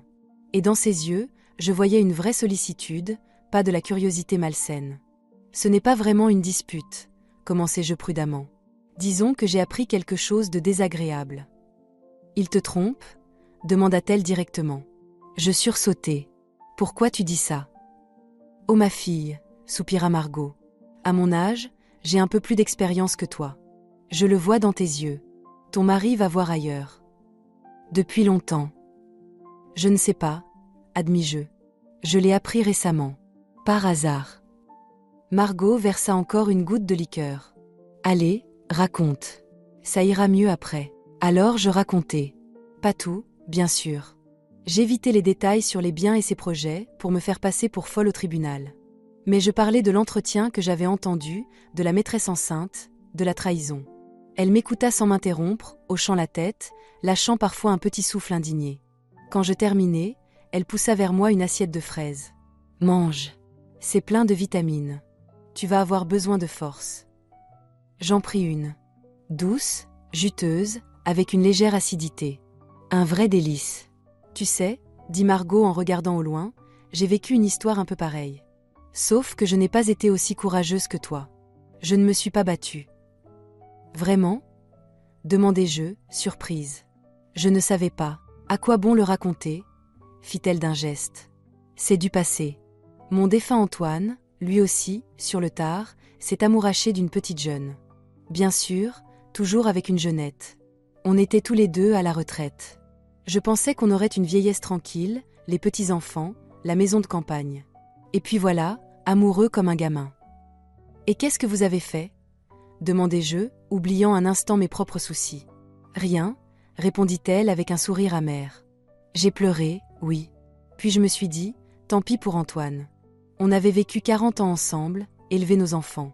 Qu'il s'amuse à son âge. Et vous lui avez pardonné ? Oui, pardonné. Mais jamais oublié. On vivait sous le même toit, mais chacun faisait sa vie. Il allait chez elle, je faisais semblant de ne pas voir. Et puis il a eu un AVC, il est resté paralysé. La petite jeune a disparu tout de suite. Qui voudrait d'un vieux grabataire ? Moi, je me suis occupée de lui pendant 5 ans, jusqu'à sa mort. Vous êtes une vraie héroïne, dis-je sincèrement. Une héroïne ? Non. J'ai juste fait mon devoir. Mais tu sais de quoi je regrette encore aujourd'hui ? De ne pas m'être battue. J'aurais dû faire un scandale, le mettre dehors, le forcer à me respecter. Mais j'ai tout avalé, je me suis tue. Et ma vie, après ça, c'était plus une survie qu'autre chose. Elle planta ses yeux dans les miens. Alors tu fais bien, Isabelle. Batte-toi. Pour toi, pour ta dignité, pour ce qui t'appartient de droit. Ne refais pas mes erreurs. Ces paroles me touchèrent en plein cœur.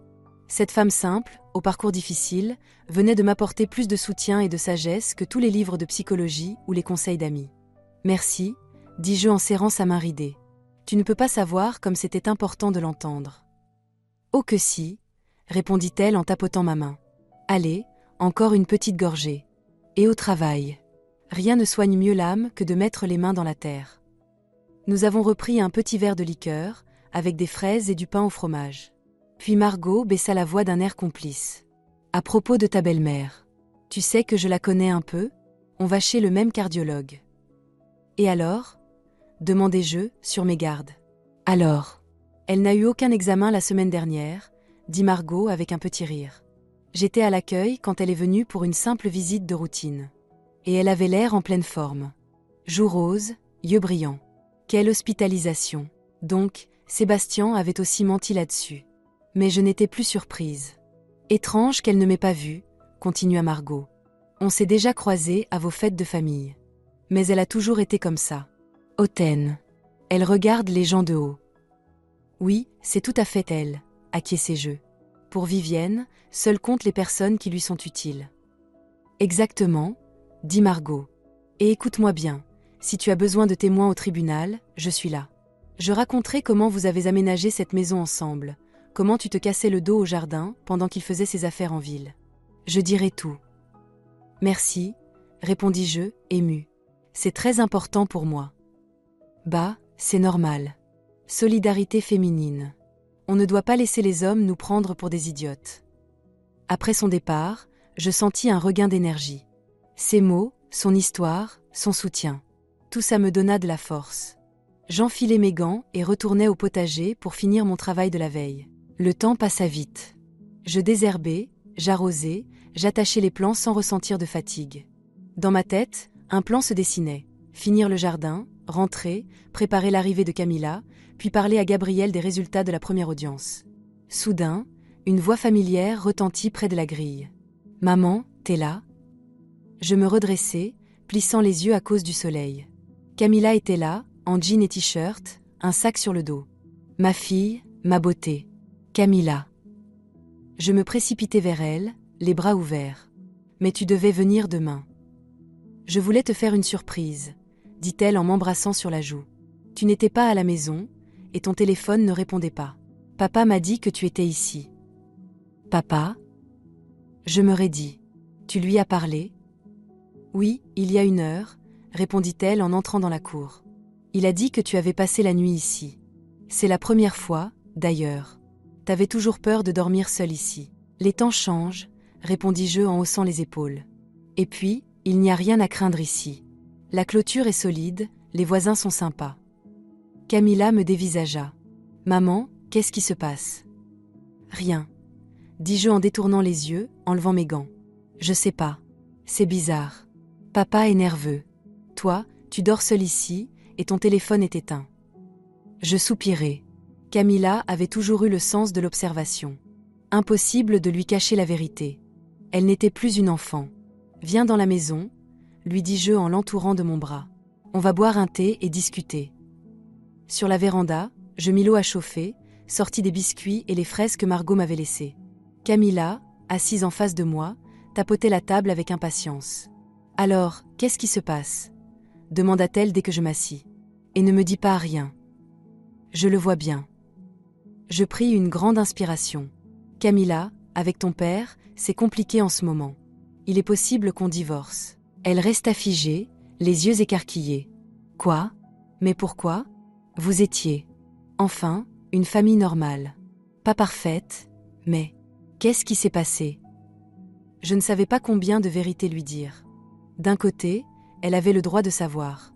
De l'autre, c'était quand même son père, et je ne voulais pas briser leur relation. « Ton père a une autre femme, » dis-je enfin, « et il veut être avec elle. » Camilla pâlit. « Tu en es sûre ?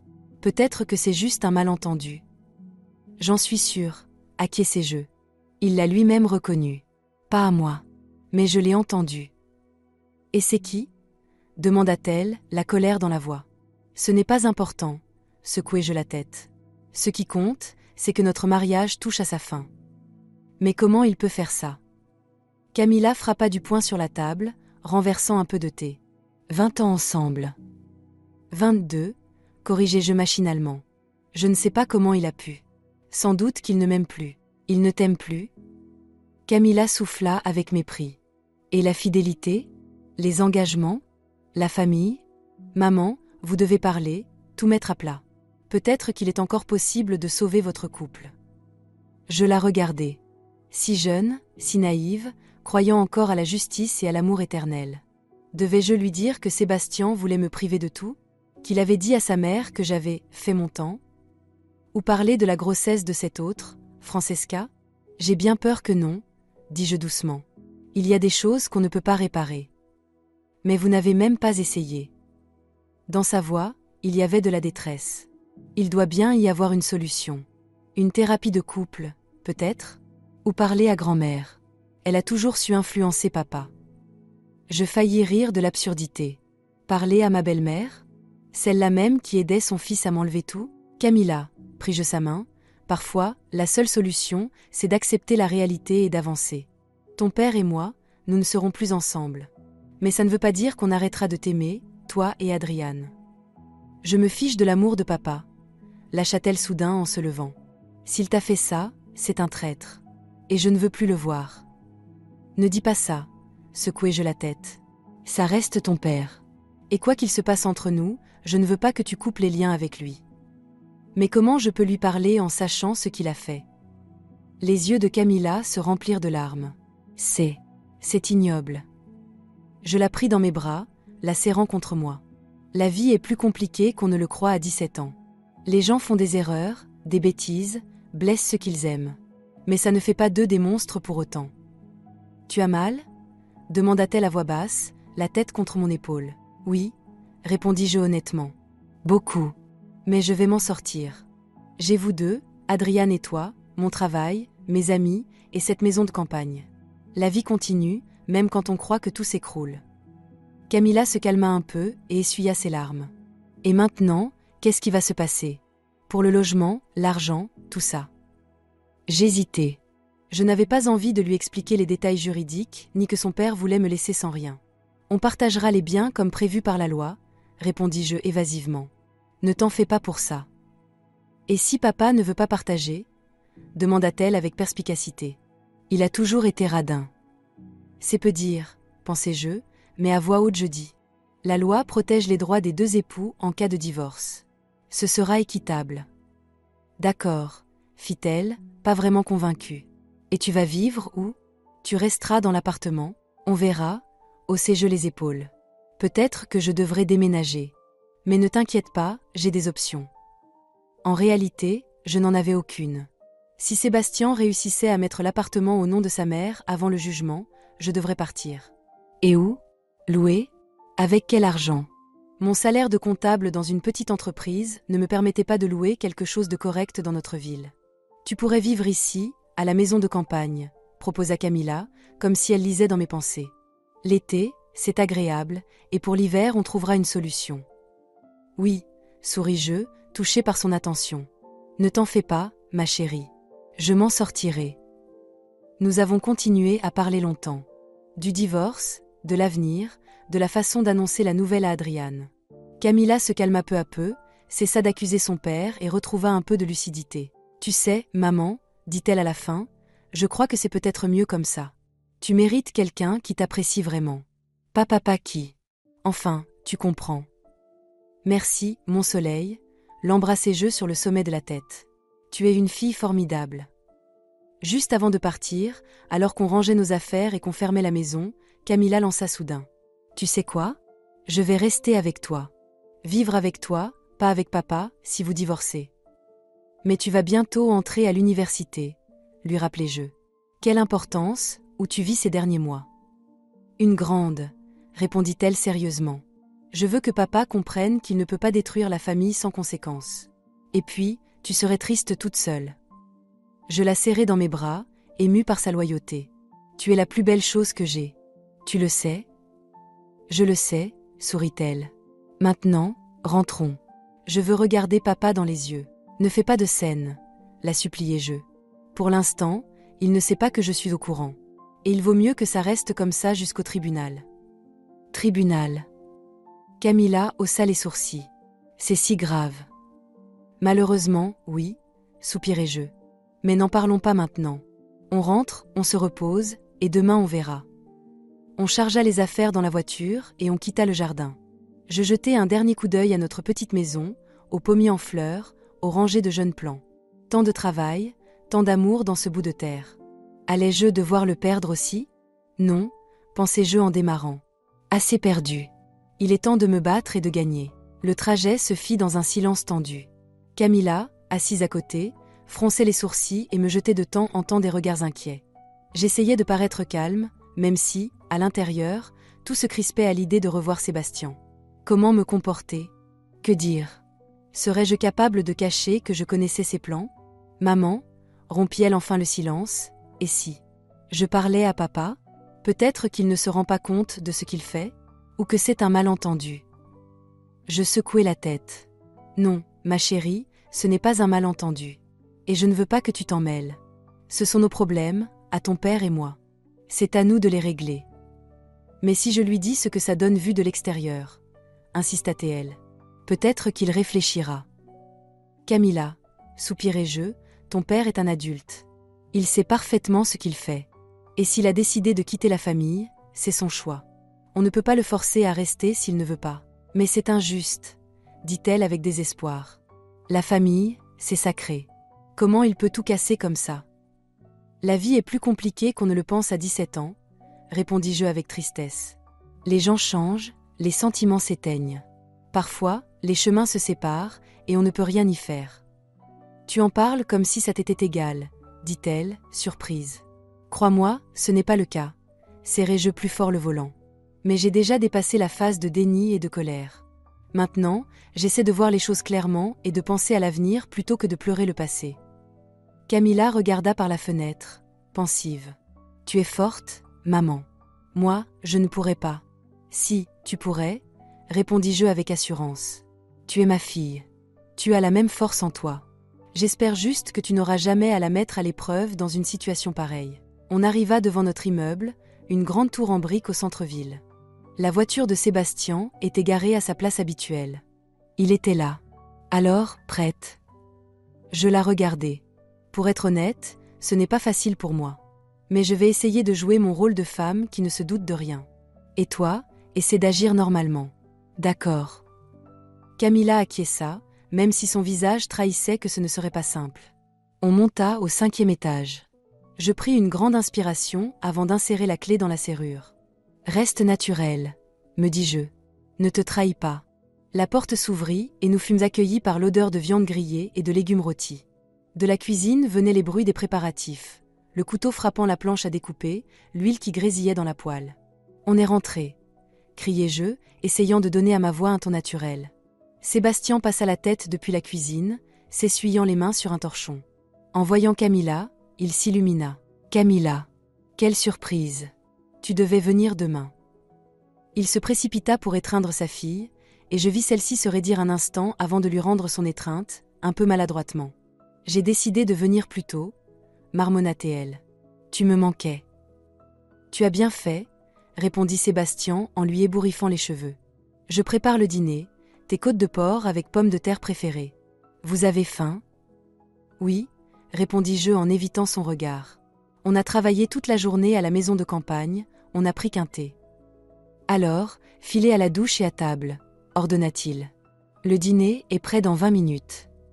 Camilla me lança un regard interrogateur, mais je me contentai d'un léger signe de tête. Tout va bien, vas-y. Elle partit à contre-cœur vers la salle de bain, et je suivis Sébastien dans la cuisine. Tu veux de l'aide?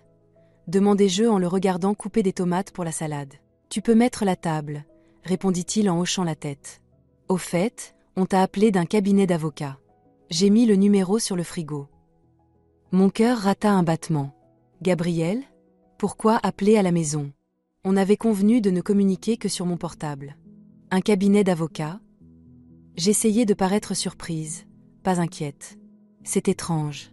Sûrement pour le travail. Je crois pas, dit Sébastien en me regardant attentivement. La femme a dit que c'était personnel. Il se passe quelque chose. Aucune idée, répondis-je en haussant les épaules tout en sortant des assiettes. Je rappellerai demain. Sébastien retourna à sa salade, mais je sentais son regard peser sur moi.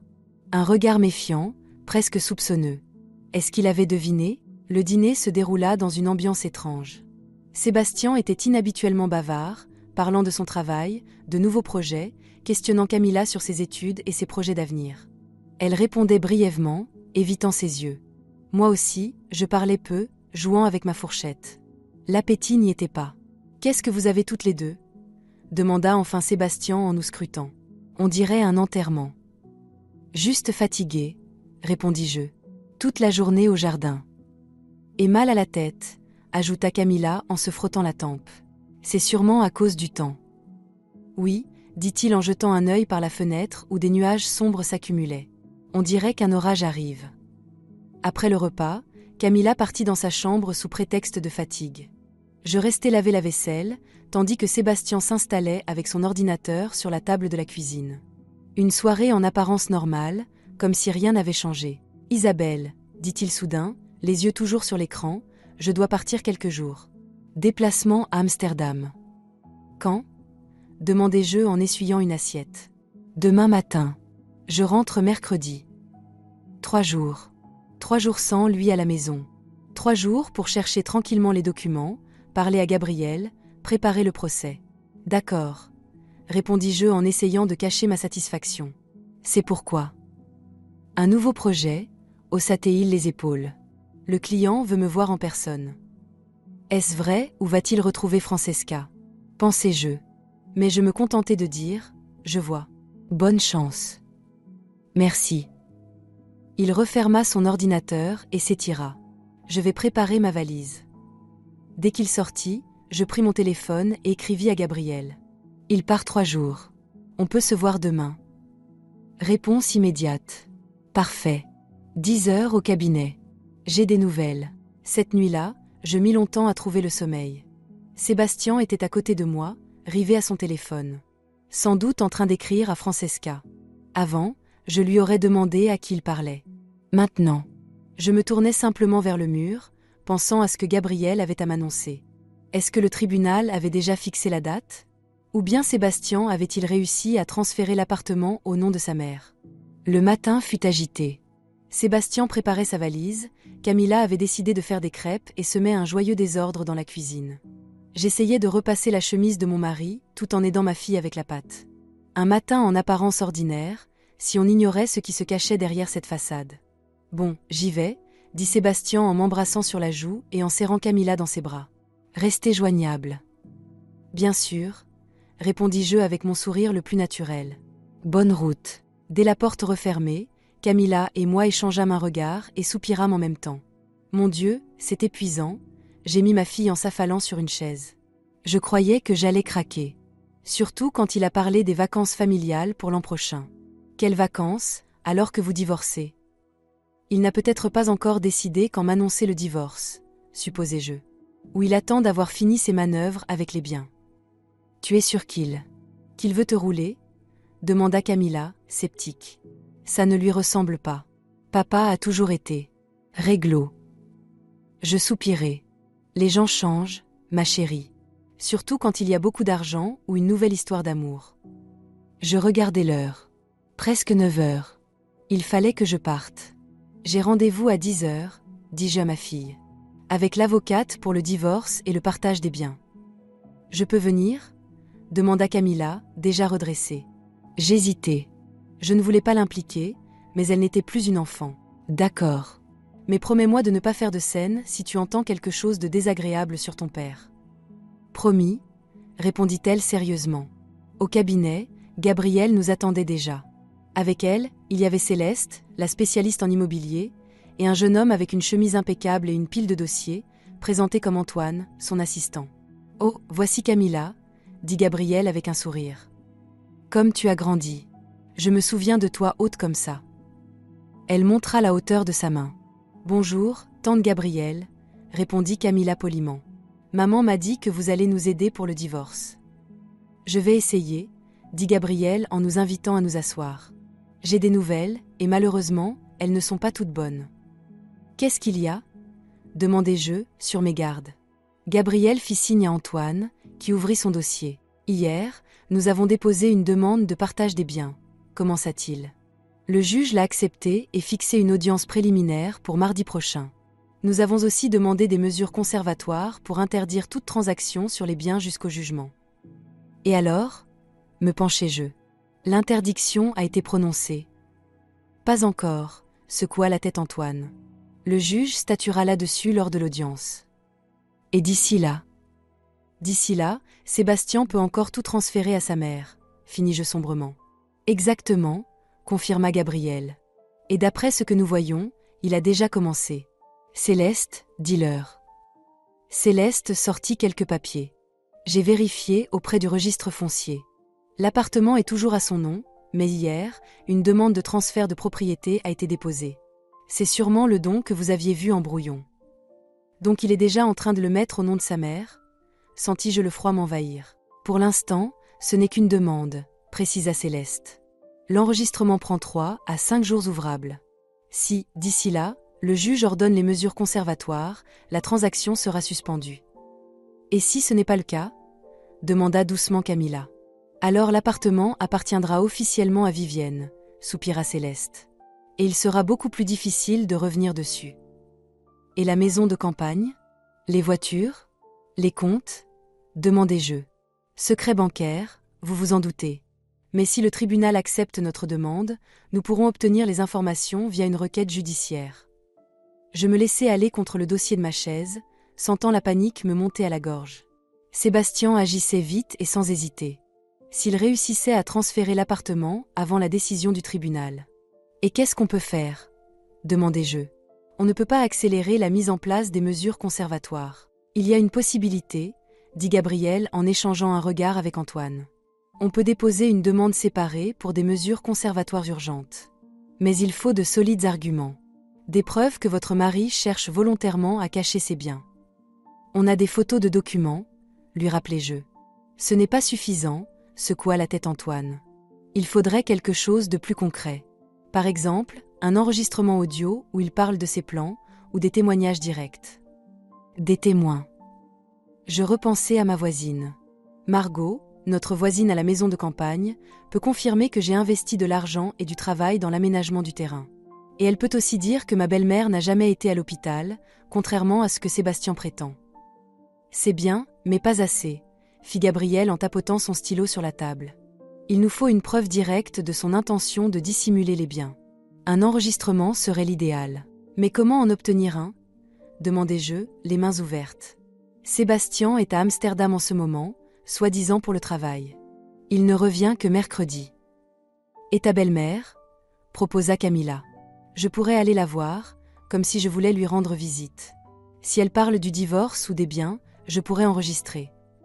Camilla, m'exclamai-je, horrifiée. Hors de question que tu participes à ça. Mais maman, insista ma fille, je participe déjà. Et puis, elle m'aime bien. Elle pourrait se montrer plus franche avec moi. C'est trop risqué, secouai-je la tête. Si elle se doute de quelque chose, elle préviendra Sébastien aussitôt. Et si ? Céleste me regarda d'un air pensif. Si on tentait une autre approche ? Pas par le tribunal, mais directement. Comment ça ? Parler franchement avec Sébastien, expliqua-t-elle. Lui dire que vous savez tout. La maîtresse, ses projets de transfert. Et lui proposer un accord amiable, sans passer par le tribunal. Non, trancha Gabriel en frappant la table de la main. C'est le meilleur moyen de tout gâcher. S'il apprend qu'Isabelle sait, il accélérera et fera tout pour dissimuler ce qui reste. Mais si au contraire ça le freine, objecta Céleste. S'il réalise qu'il est découvert, peut-être qu'il se ravisera. Après tout, 22 ans de mariage, ce n'est pas rien. Croyez en mon expérience, secoua la tête Gabriel. Quand un homme a décidé de partir pour une autre, surtout si elle est enceinte, aucune discussion ne sert. Seules des actions juridiques claires peuvent marcher. Je les écoutais discuter, sentant en moi grandir une détermination froide. Oui, Sébastien m'avait trahi. Oui, il voulait tout me prendre. Mais je ne me laisserai pas faire. Il y a une autre option, dit soudain Antoine. On pourrait essayer de trouver cette autre Francesca et lui parler. Pourquoi ? Demandai-je, surprise. Parfois, les maîtresses ne connaissent pas toute l'histoire, expliqua-t-il. Peut-être qu'il lui a raconté que vous viviez séparés depuis longtemps, que le divorce était déjà acté, que vous le vouliez aussi. Si elle apprend la vérité, peut-être qu'elle ne voudra pas être mêlée à tout ça. Ou, au contraire, elle en profitera pour le presser de divorcer plus vite, rétorqua Gabriel. C'est un risque, admit Antoine. Mais parfois, il faut tenter, surtout quand on n'a pas d'autre choix. Je réfléchis. Parler à cette Francesca, la femme qui avait détruit mon couple, qu'est-ce que je pourrais bien lui dire ? Bonjour, je suis la femme de votre amant. Vous pourriez le convaincre de partager les biens honnêtement. Ça sonnait absurde. Et pourtant, et si Antoine avait raison ? Et si elle ne savait pas ? Vous avez ses coordonnées ? Demandai-je à Céleste. Juste son numéro professionnel et l'adresse de son agence, répondit-elle. Mais c'est suffisant pour la retrouver. Maman, tu ne vas quand même pas aller la voir ? Demanda Camilla, inquiète. C'est dangereux. Pas plus que de se retrouver à la rue, répondis-je avec un sourire amer. Mais je n'ai pas encore décidé. Je vais y réfléchir. Gabriel me regarda attentivement. Isabelle, peu importe ce que tu décides, on sera là pour toi. Mais souviens-toi, la priorité, c'est de préserver les biens. Et pour ça, il nous faut des preuves de la mauvaise foi de Sébastien. Le plus vite possible. Je sais, acquiesçai-je. Et pour le coffre à la banque, on peut savoir ce qu'il contient. Seulement par décision du tribunal, répondit Antoine. Mais il faut des raisons solides de penser qu'il y a des biens communs ou leurs documents. Et si ? Enfin, je ne sais pas si c'est légal. Et si on trouvait un double de clé ? Gabriel et Antoine échangèrent un regard. Là, on frôle l'illégalité, dit prudemment Antoine. Si vous n'êtes pas déclaré comme cotitulaire, y accéder sans autorisation peut être considéré comme une tentative de vol. Je ne veux rien voler, répliquai-je. Je veux juste savoir ce qu'il y a dedans. Ce sont nos biens communs, j'y ai droit. En théorie, oui, concéda Antoine. Mais en pratique, c'est risqué. Exactement, ajouta Gabriel. Et si Sébastien apprend que vous avez essayé d'y accéder, ça pourrait vous nuire au tribunal. Je soupirai. Ils avaient raison. Il fallait agir dans les règles. Très bien, me redressai-je. Alors voilà, tant que Sébastien est absent, je fouillerai la maison. Peut-être que je trouverai des documents ou des enregistrements utiles. J'ai toujours un dictaphone sur moi.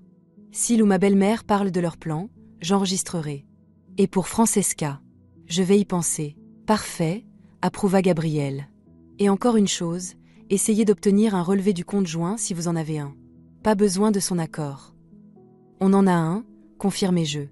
On l'avait ouvert pour les gros achats. Mais ça fait longtemps que je n'y ai pas jeté un œil. Très bien, nota Gabriel. Demandez un relevé sur un an. Si Sébastien a retiré de grosses sommes ou fait des virements, ça pourra prouver qu'il cherche à cacher de l'argent. Nous avons encore passé 1 heure à élaborer une stratégie, envisageant différents scénarios. Camilla écoutait en silence, ajoutant parfois des remarques pertinentes. Ma fille était vive et comprenait tout vite. Quand enfin nous avons terminé et que nous nous préparions à partir, Gabriel m'a prise à part. « Isabelle, comment tu tiens ? Pour de vrai ? » « Je tiens. » Tentai-je de sourire, mais mes lèvres tremblaient. Parfois j'ai l'impression que c'est un cauchemar. Que je vais me réveiller et que tout sera comme avant. Ce ne sera pas comme avant, dit Gabriel en serrant ma main. Et tu sais quoi ?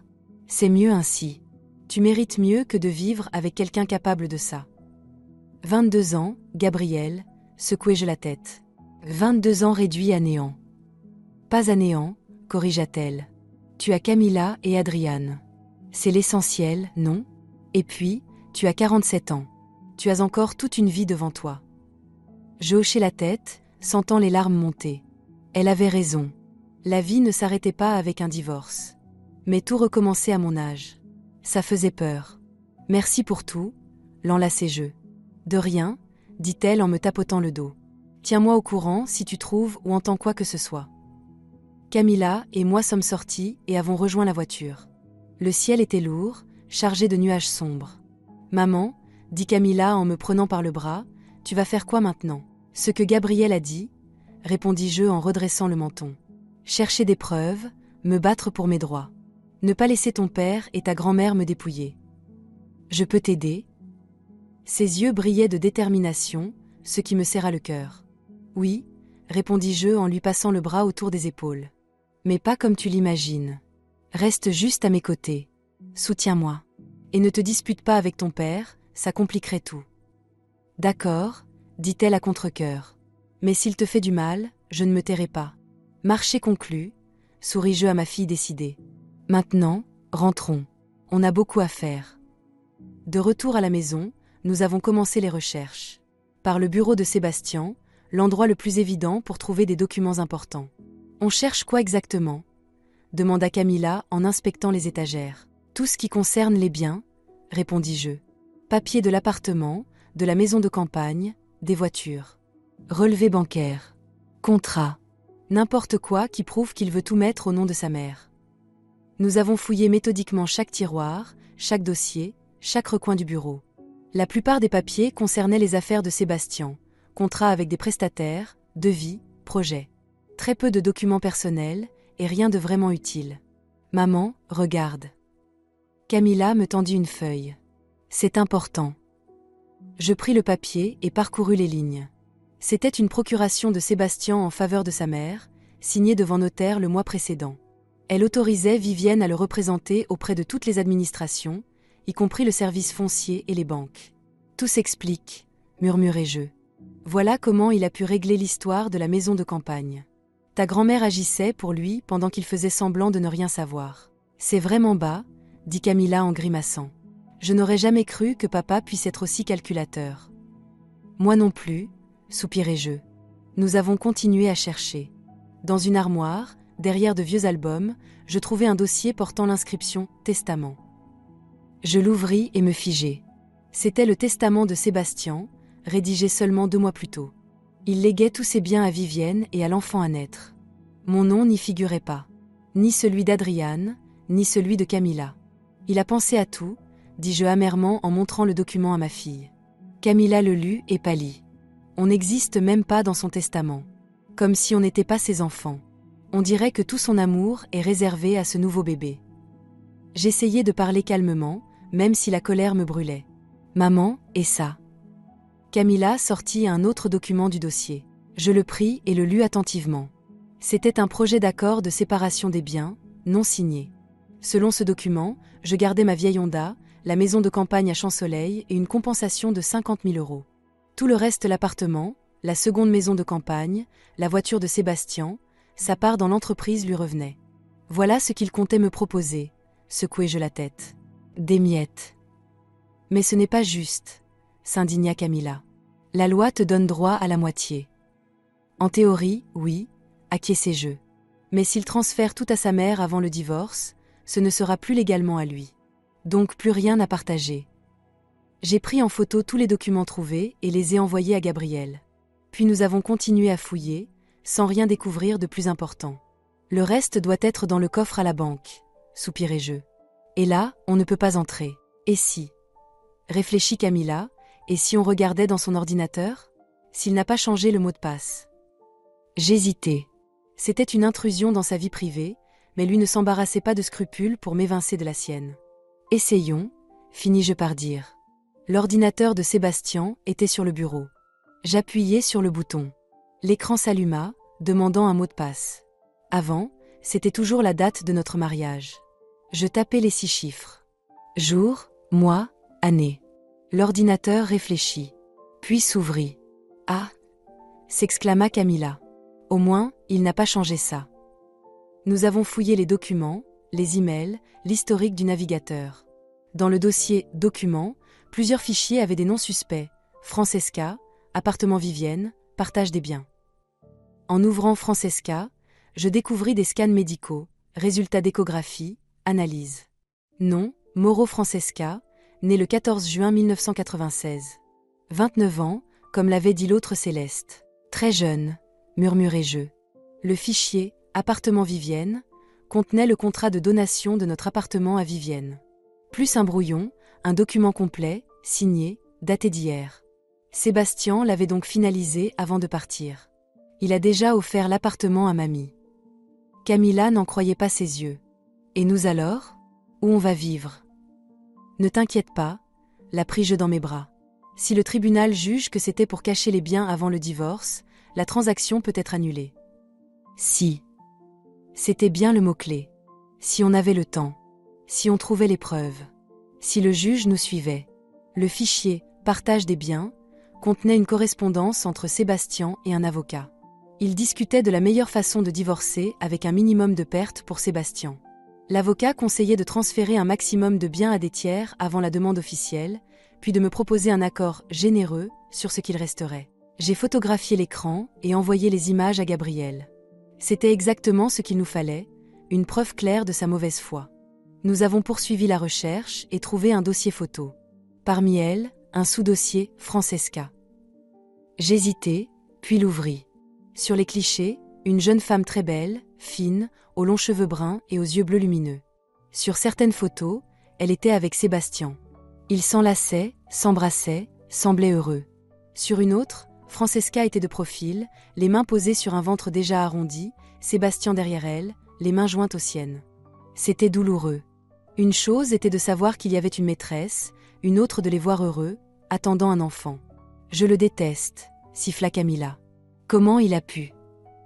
Je refermai le dossier, incapable d'en voir plus. C'est la vie, ma chérie. Les gens s'aiment, se quittent, passent à autre chose.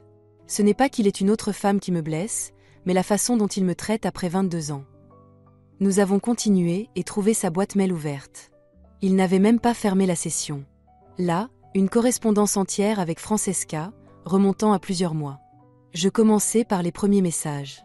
Ils s'étaient rencontrés l'automne dernier, lorsqu'il avait contacté son agence immobilière pour un achat professionnel. D'abord, des rendez-vous d'affaires, puis des cafés, des dîners. En décembre, leur relation devint intime. En février, Francesca annonçait sa grossesse. Surprise pour eux deux, mais heureuse. « Je sais que c'est compliqué avec ta femme », écrivait-elle. « Je ne te presse pas. Fais comme tu veux. Je peux gérer seule si nécessaire. » Il répondait qu'il l'aimait, qu'il divorcerait, qu'il voulait être avec elle et l'enfant. Quelle était la meilleure chose qui lui était arrivée depuis des années. Pas un mot sur moi. Juste, ma femme, comme un obstacle sur leur route vers le bonheur.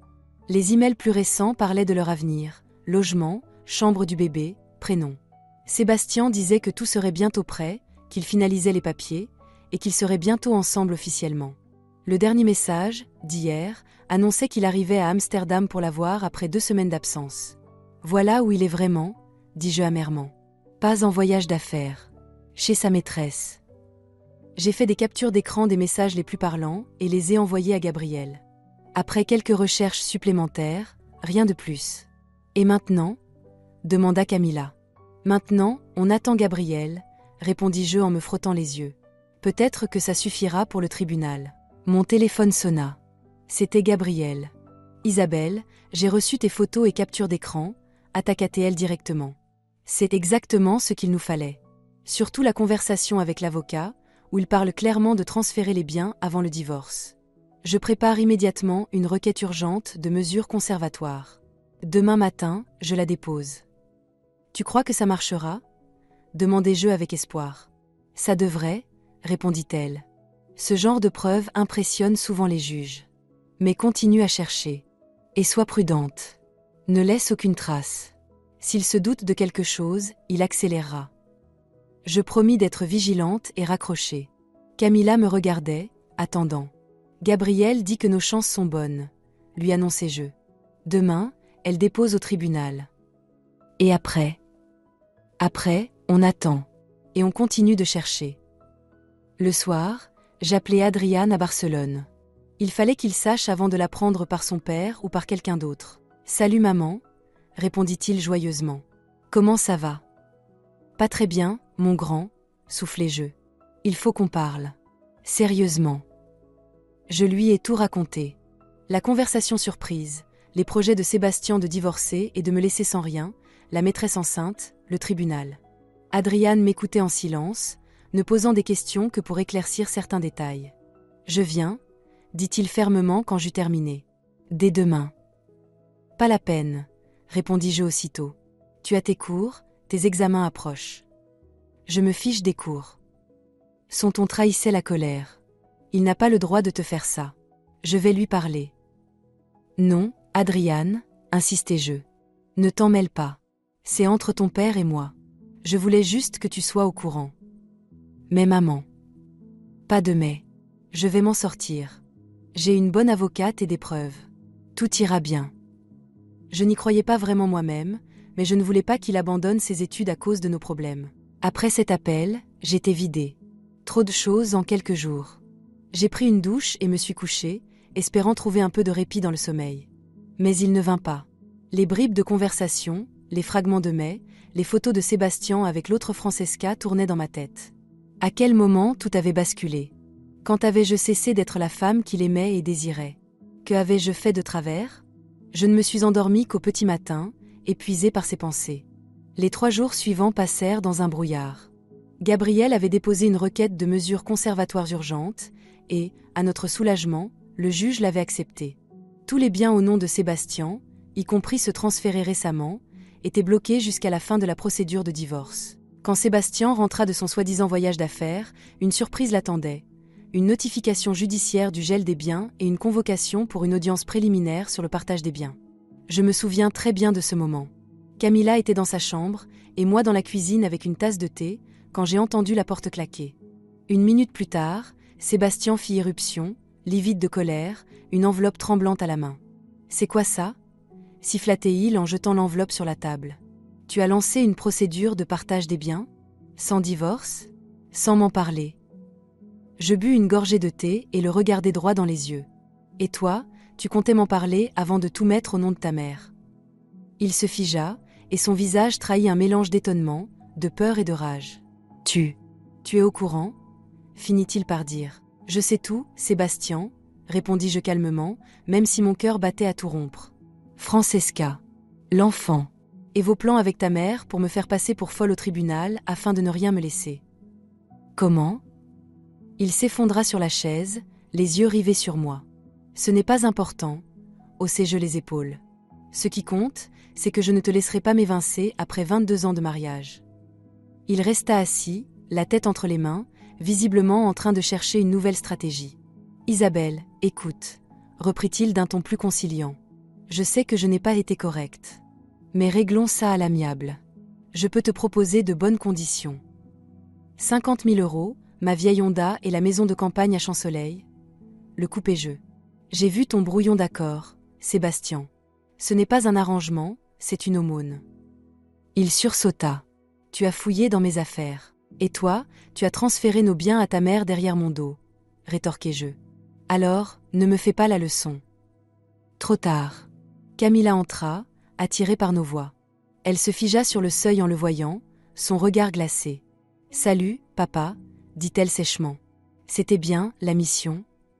Sébastien pâlit encore. « Camilla, toi aussi, tu sais ?»« Oui, figure-toi, » répondit-elle, bras croisés. « Et Adrian aussi. D'ailleurs, il arrive demain. Vous avez monté les enfants contre moi. » Il passa de Camilla à moi, sincèrement indigné, comme si j'étais la coupable. « Personne n'a monté personne, » dis-je calmement. « Je leur ai juste dit la vérité. Ou tu préfères qu'ils l'apprennent par des inconnus ?» Sébastien se leva, fit les 100 pas dans la cuisine. « Ce n'est pas comme ça que ça devait se passer. Je voulais t'en parler, t'expliquer. »« Quand ?» demandai-je en me levant aussi. « Après avoir tout transféré ? Quand ton nouvel enfant serait né ?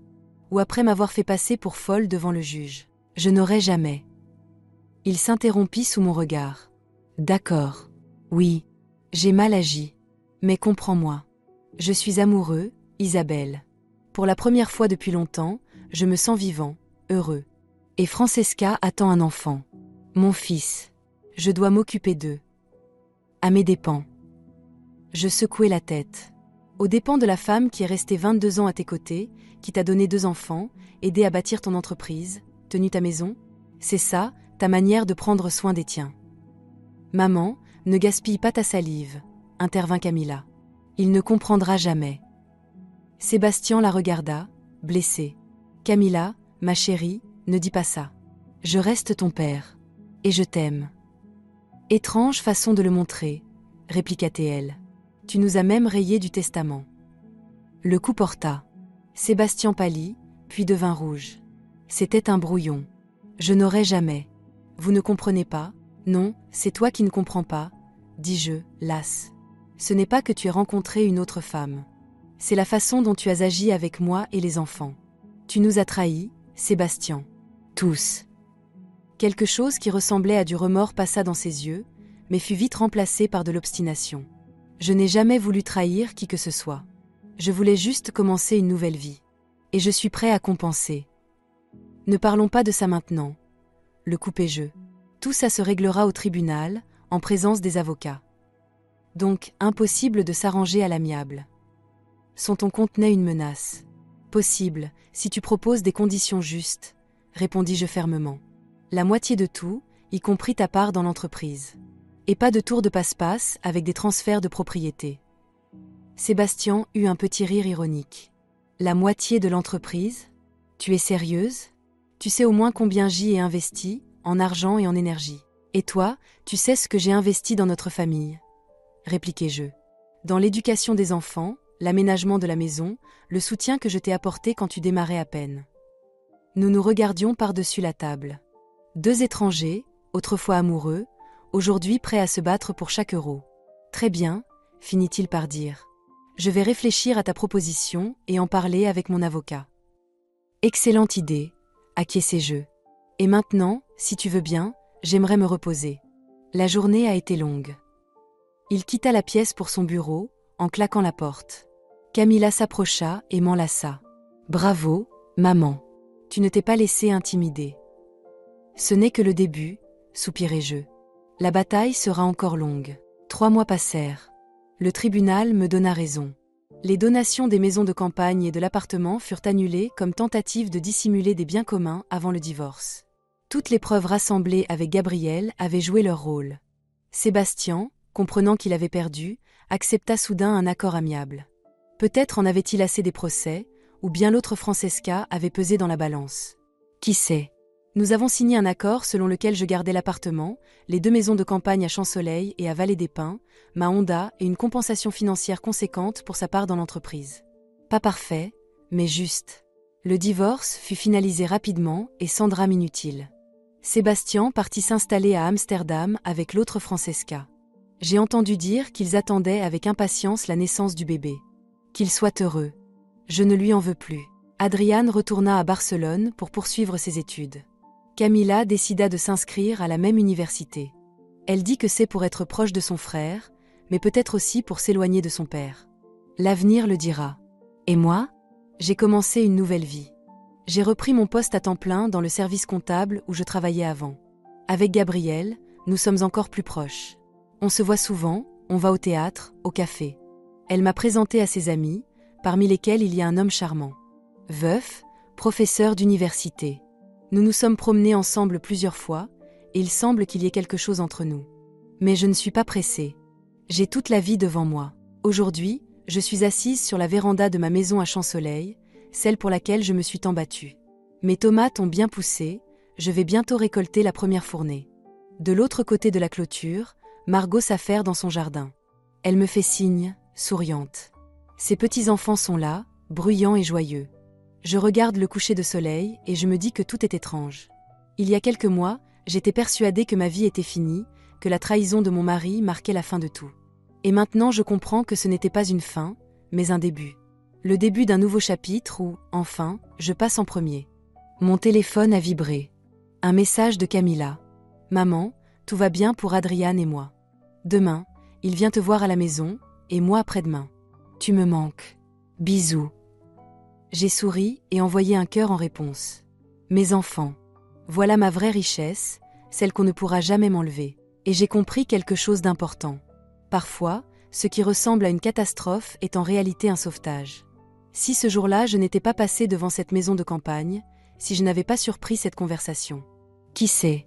Peut-être vivrais-je encore avec un homme qui ne m'aime pas et ne me respecte pas. Là, je suis libre. Libre d'être moi-même, de construire ma vie comme je l'entends. Et vous savez quoi ? C'est une sensation merveilleuse. Si cette histoire vous a plu, n'oubliez pas de cliquer sur « J'aime » et de vous abonner à notre chaîne.